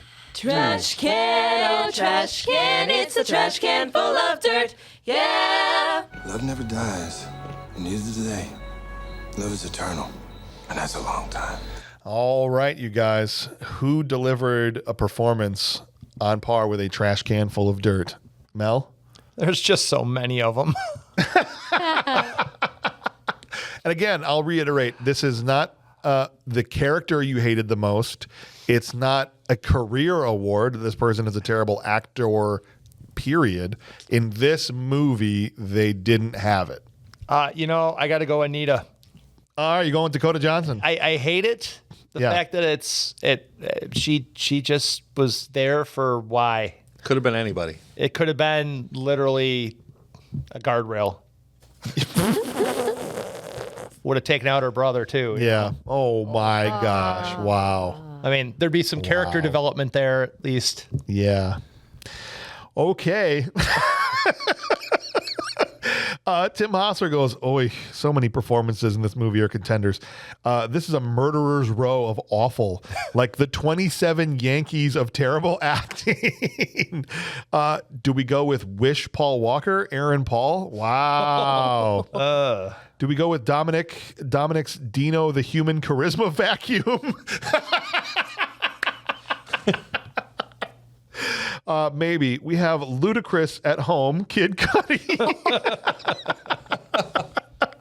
With his mutant power of being able to steal all manner of flying machines. Yeah, he would just, whatever. He literally dropped off the news chopper, got back in his plane, and just took off and left. Yeah. Right. It's ironic he's in the air all the time, since none of his forced one-liners managed to land. Tim, you're on fire here, brother, okay? That's pretty good. Still, Imogen Poots, Julia, was definitely the worst of the bunch. Was she a sneakily smart gearhead or an airhead? Who knows? Even she couldn't decide. She was there to be cute and to not outshine great value Tom Cruise, Aaron Paul. Mission accomplished. Yeah, it really helps you see how great Tom Cruise is. You think it's him just being, doing vanilla stuff, but then you see a movie like this, you're like, oh, Tom really is great at what he does. Yeah. So that's a vote for Imogen Poots, and a previous vote for, who did you vote for? I went with Dakota. Dakota Johnson. That's right. Thank you. Sorry. That was a long, and I couldn't remember. Like I said, she was forgettable. So we got Dakota Johnson and a vote for Imogen Poots as we go to Nicole. As you know, this is my least favorite thing to do for this podcast. And I can never separate well what is direction and casting versus acting. I think Dakota is the wrong person for the role. I think Imogen is the wrong person for the role. Yeah. I also think Dominic Cooper might be the wrong person for the role. Yeah. That said, those are the three that I have it down to. And all three people that I like, fine. But exactly. And are good in other things. But come back to me. Okay, I'll come back to you. Let's instead jump over here to Alan Brown, who gives it to Ramon Rodriguez, the guy that played Joe, who we barely mentioned in our recap because he does almost nothing. The way he was kind of just there, didn't necessarily add any impact to the story or development. Who's Joe? The guy with the goatee that drove just the fuel rig. Just the regular guy. Oh, the guy. Yeah, and nothing else memorable whatsoever. But on IMDb now, looking all right. No, yeah, Got he looks himself a great. golf shirt. I'm sure he's great in other things, but That's gone now. Shoot. kind of an empty shell in in look at that. this movie. He's got that slightly turned So- gray. Silver fox. So far, we have not had a single repeat vote, and we still don't, because to the shock of no one, I'm giving this to Aaron Paul, who I thought gave the most intense performance, but also was so miscast. And maybe this isn't his fault. And part of what we have to parse out with this award is acknowledging that it might not even be their fault, but they still weren't great in the movie. And that doesn't even mean necessarily it's their fault. Right, like if you had Madonna singing a Pavarotti song, you'd be like, that's bad. It's different. Doesn't mean Madonna's a crappy singer. Right. It just means that was not a good idea. Yeah. And so Aaron Paul, part of acting is making people believe, telling the truth when you hit your marks. I didn't believe any of it from Aaron in this movie. So that's why I'm going with Aaron Paul. And I'm going to keep going. You give me the high sign when you're ready for it to come back to you, okay? Next award giver we're back to Vince Hines here, and he goes, this has to go to Dakota Johnson. First repeat vote here. She was given nothing, had no reason to be in this movie. She came for the paycheck and left. Well, that's something we don't know for sure. But Toby literally could have walked to the pier, looked over, saw a trash can with the keys in them saying, I would have been sold if that wasn't the case. So that's a second vote for Dakota Johnson as we head over to the Dirt Farmer. I was going to be the guy to put the second vote on Dakota Johnson if needed, because legitimately it could have been any human on the planet could have done the same amount of impact. Yeah. Again, nothing against the person, and it could be the role is written with nothing to do for it's sure. It's just so hard to tell with her because that's kind of her thing to just be like, above it all. I just, do you know what I mean? I don't know, but you're not wrong either. You're not wrong. What if the two would have flipped? That's what I was thinking. Imogen and flip Dakota. the ladies. I would have shoot him in much better as Julia. think? I think so. I think her so. style I would do have think played so. to the role. Yeah. And Intelligent, knows about cars, but not really not better than you, but more reserved. and Julia could have played the girl that went for the money and was with Dino, and Yeah, for sure. Yes. right. So Very cool. Flip them. Foreign is expensive. In the same way that they misflipped Aaron out of Dino's role and into this one, they should have just flipped some people around. Maybe. Are you ready to roll? All right. I've since we have never spoken of him, I'm going with the Joe. Okay, you're Ramon Rodriguez. Because you could just replace him with a trash can driving the car. Yeah, didn't really bring anything to the table. And guys, there are actors that, in this case, I'm sure he's done it in other movies again, but there are actors that get nothing roles that are able to do something with it and make it memorable, and it just didn't happen. Yeah. But that still means, though, with 3 votes, Dakota Johnson is going to win the Trash Can Full of Dirt Award. Yep. Is that 3 shades of dirt? And I think the first time she's ever been in a movie on this show. I think it might have been. I don't think we've ever had Dakota Johnson in one of these flicks before. We're moving on to the next award we give out is the Steve James Unsung Hero Award. And we say, who was somebody in this movie in Need for Speed that had a small part but made the movie better and did the most with the little that they had? It's the Steve James Award. You know, every place you go, there's always someone who thinks he's a badass, right? Yeah, right. Then there are those few who are. Are you some kind of a badass karate boy? All right. Mel, who you got? I'm torn. You had Finn. Yep. With his, performance at the workplace. Which HR, by the way, that's inappropriate, just in case anybody wants to know. It sounds like he had a hard time performing from the dialogue. That is an HR nightmare. But I got to go with Monarch. All right, Michael Keaton. I mean, not that much screen time. Not that much screen time, but I tell you what, he kind of made it for me. All right. Awesome. Tim Hostler also went Michael Keaton. He goes, I already used Michael Keaton, so Tim, cardinal sin of BMR right here. Went with inanimate objects as his unsung hero award. We plant our flag on people. Did he pick the cops? He goes, I already used Michael Keaton, so cars, ? Oh, yeah. The racing bits were awesome and the cars were amazing. Great action sequences, even though sometimes it felt like there were supercars going like 45 miles an hour just puttering along. So he's assuming that it's the Lightning McQueen universe. Yes. That's what it is. Got it. Good stunt work driving. 100% great stunt work and driving. That sounds more like a technical achievement. Yeah, we give him a Thomas for that. It was the whole point of the movie and it was the best part. Yeah, I'm willing to hand out a Thomas Technical Achievement Award. I mean, the cars were like a main character of this game and movie. They're not. It's about who gave a good acting performance with a small part. That piece of metal acted like a car. It had some pretty good performance. All right, Nicole, who is your unsung hero? So are we talking about skill of acting or just like giving it everything? No, I think it just means like, people had less screen time, less dialogue, and with their performance specifically improved the movie with the little time that they had. So I think they just stood out in their performance. It's kind of doing a lot with a little. So at the rest stop, the cop who was working really hard, running around, chasing, etc. He worked real hard, and the movie moved forward. And I thought he did a good job too with his dialogue. And when he opened the door, he's like, "How about we come back to the squad car?" I thought he was good. Yeah, that's a great pick. I think that's a great pick. And Alan Brown goes Rami Malek.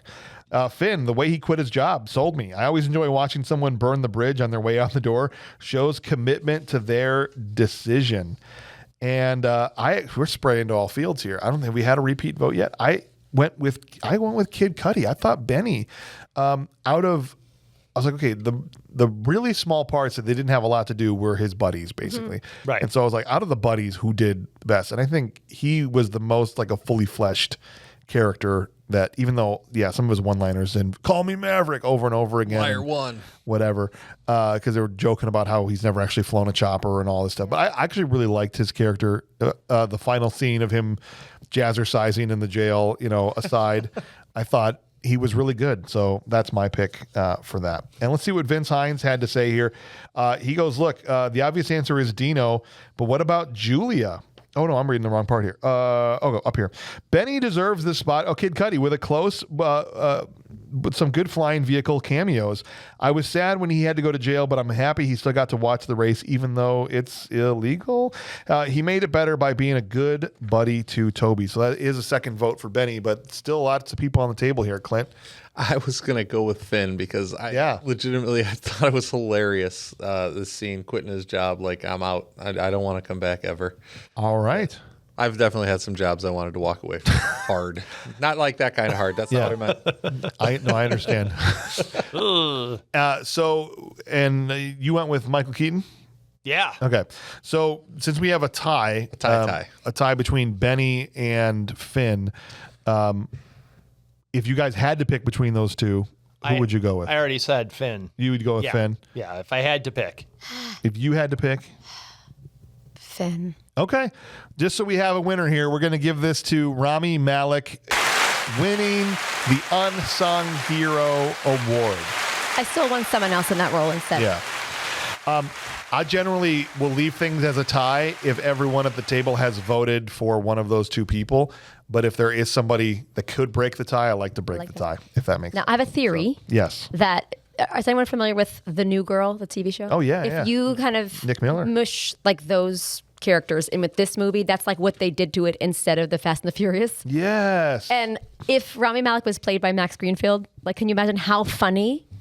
That would have killed. Right? So just that character throughout, they needed that. Yes, I agree. That's what I think. Ryan Malek's great, but he didn't have the comedy stuff down. Perfect. So the time has come, guys, to render our final verdicts. And as we've examined this movie from all possible angles, we've checked under the car, under the hood, all that stuff. We're going to finally basically drop our final rating and say, all right, objectively, subjectively, is it good, bad? Did we enjoy it? And we're going to start on the side with Mel here. You have the floor, sir. The only thing keeping this from a bad movie was the cool cars and the racing sequences. So I'm going to give it a bad movie that rules, but a just barely. Okay. It was the only thing that saved it for you. Only thing that saved it. They were dope as hell. Yes. Yeah, for sure. For sure. That's it. All right, fair enough. Tim Hostler said for a video game movie, passable. Plot was plain Greek yogurt. That's a great way to say that. There's no way to justify 2 hours and 11 minutes for this movie. The whole thing was hurry, no time to take a breath. We can't stop for 30 seconds for gas, but we can waste 10 minutes doing donuts for no reason. The cars were cool, even though it felt like watching a Ford commercial at times. I have no reason to watch this again. Bad movie, full stop, from Tim Hostler. Not a fan. Tim brought some awesome takes today, buddy. Thank you, man. Next time, pick a person for Unsung Hero. Other than that, freaking hilarious. All right, Nicole, the floor is now yours. Thank you. I don't think it was a good movie.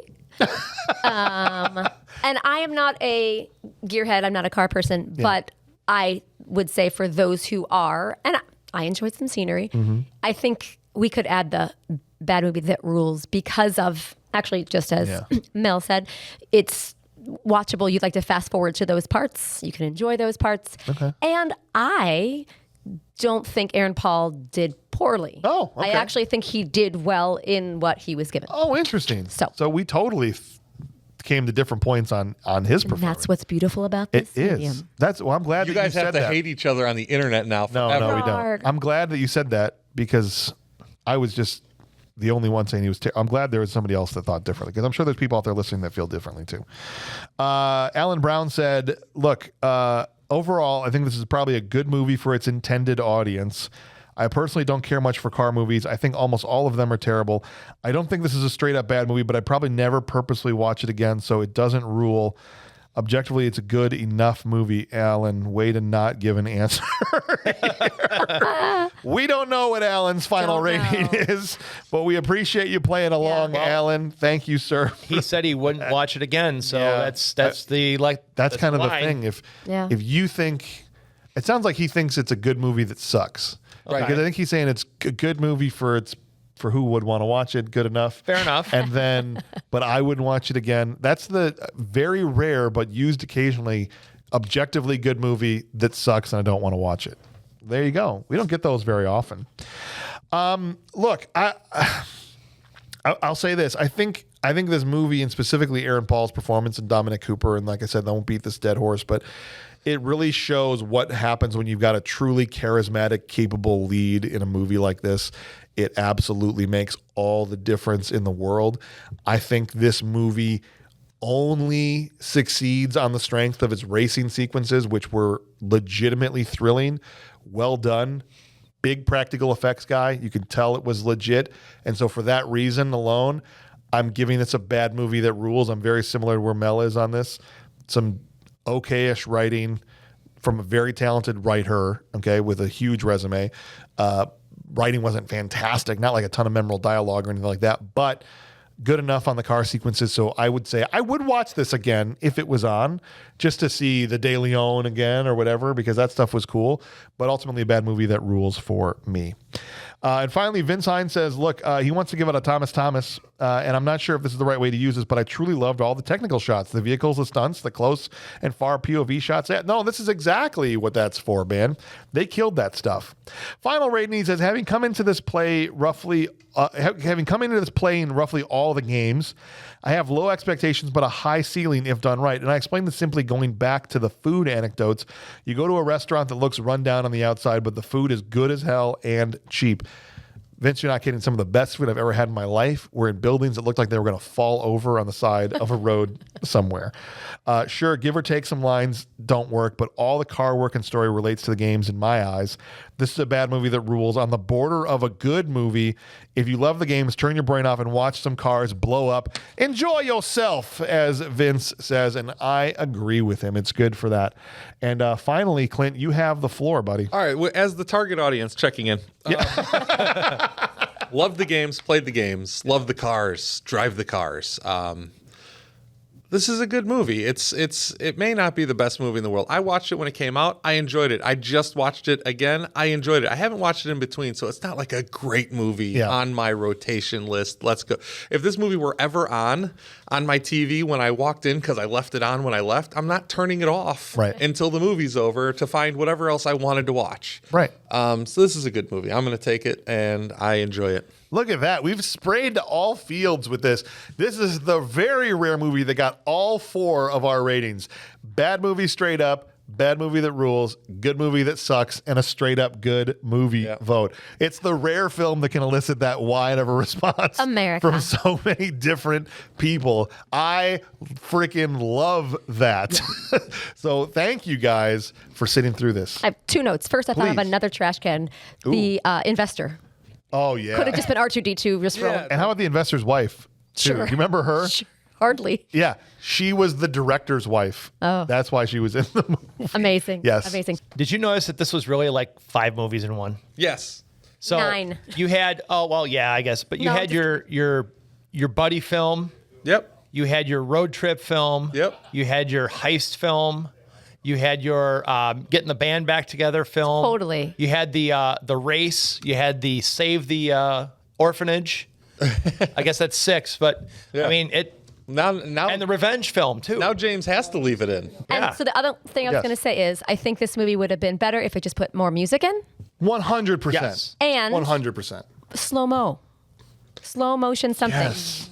That's what I think. But again, it's mimicking the game. I get that, but just some slow motion somewhere. That's I it. agree.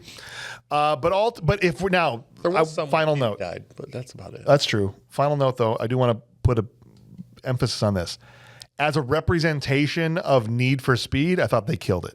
Yeah, The actual game It itself. feels enough of the game. There's enough of the points. Like I said, when they roll up to the cop, or the cop rolls up next to him, they take the shot from inside the car, roll down the window, turn over, look, adjust the glasses, say something, roll up the window, and drive. That is, they pulled enough points of the game. Yeah, when I put this on, I was like, there better be some freaking cop chases in this movie. Like, seriously. And the fact they were playing the game I wanted to be in the beginning. I wanted to be one of these guys. Oh, yeah. You know what I mean? Like, I'd this is a good cast movie. you in a minute. I want to be one of these guys. Yeah. So I didn't want to be Finn. I have some unfortunate news. DH9K has come down with a virus and is currently incapacitated. Ryan Maddle is working to restore her capabilities. So we have no And, idea what we're doing next time. No, so he was able to extract. So I know what it is, but she's not here to tell us what it is. What I'm saying. We don't currently have the ability to access her database vocally. So, we'll move on, and I'll just announce it like we used to do so long ago. Well, she's kind of useless anyway. She's not. Don't You're say it. so lucky that she's not currently able She's to not going listen. to hear me. Somebody might be Well, telling she might her. be able to listen just because she can't talk to us. Is she unplugged? We'll find out. I don't know. Locked-in syndrome. I don't know. But next week, guys, I'm very excited to announce that we're doing a movie I have been waiting forever to do. So when this got randomly pulled by DH9K, I was thrilled. If it had been me picking movies, we would have done this in the first 10 or 20 episodes of the show. We are doing Tango and Cash. How come that didn't make your draft when we did that draft so long ago? Because I was saving it back when we were picking. I was going to do it for like an episode 50, 100, one of the Gotcha. big ones. And now we're going to do it for like episode 169 or something like that. That is a good So, number. Yeah. Anyway, Tango and Cash, Stallone, Kurt Russell, Jack Palance, even James Hong is in this movie. Fantastic. I cannot wait. Bob is going to be in here to talk about Tango and Cash, and we're going to have a great time next week doing that. So in the meantime, guys, we'll catch you next week. Thanks to Mel Vandy, the shoe salesman, the voice, Nicole Freer, the dirt farmer, Clint Bush. We'll catch you next week.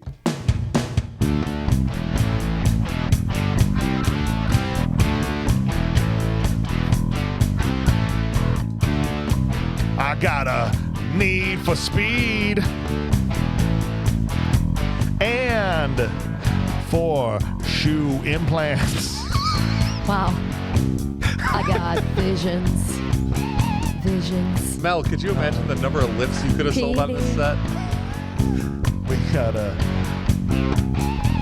all I need is a fast car And 5 different movies smashed and longer into one. hair to cover my forehead. You need a muffler. You go to Mako. If you need a car seat, That's mine. you go to Graco. Nice. Mako is a paint job.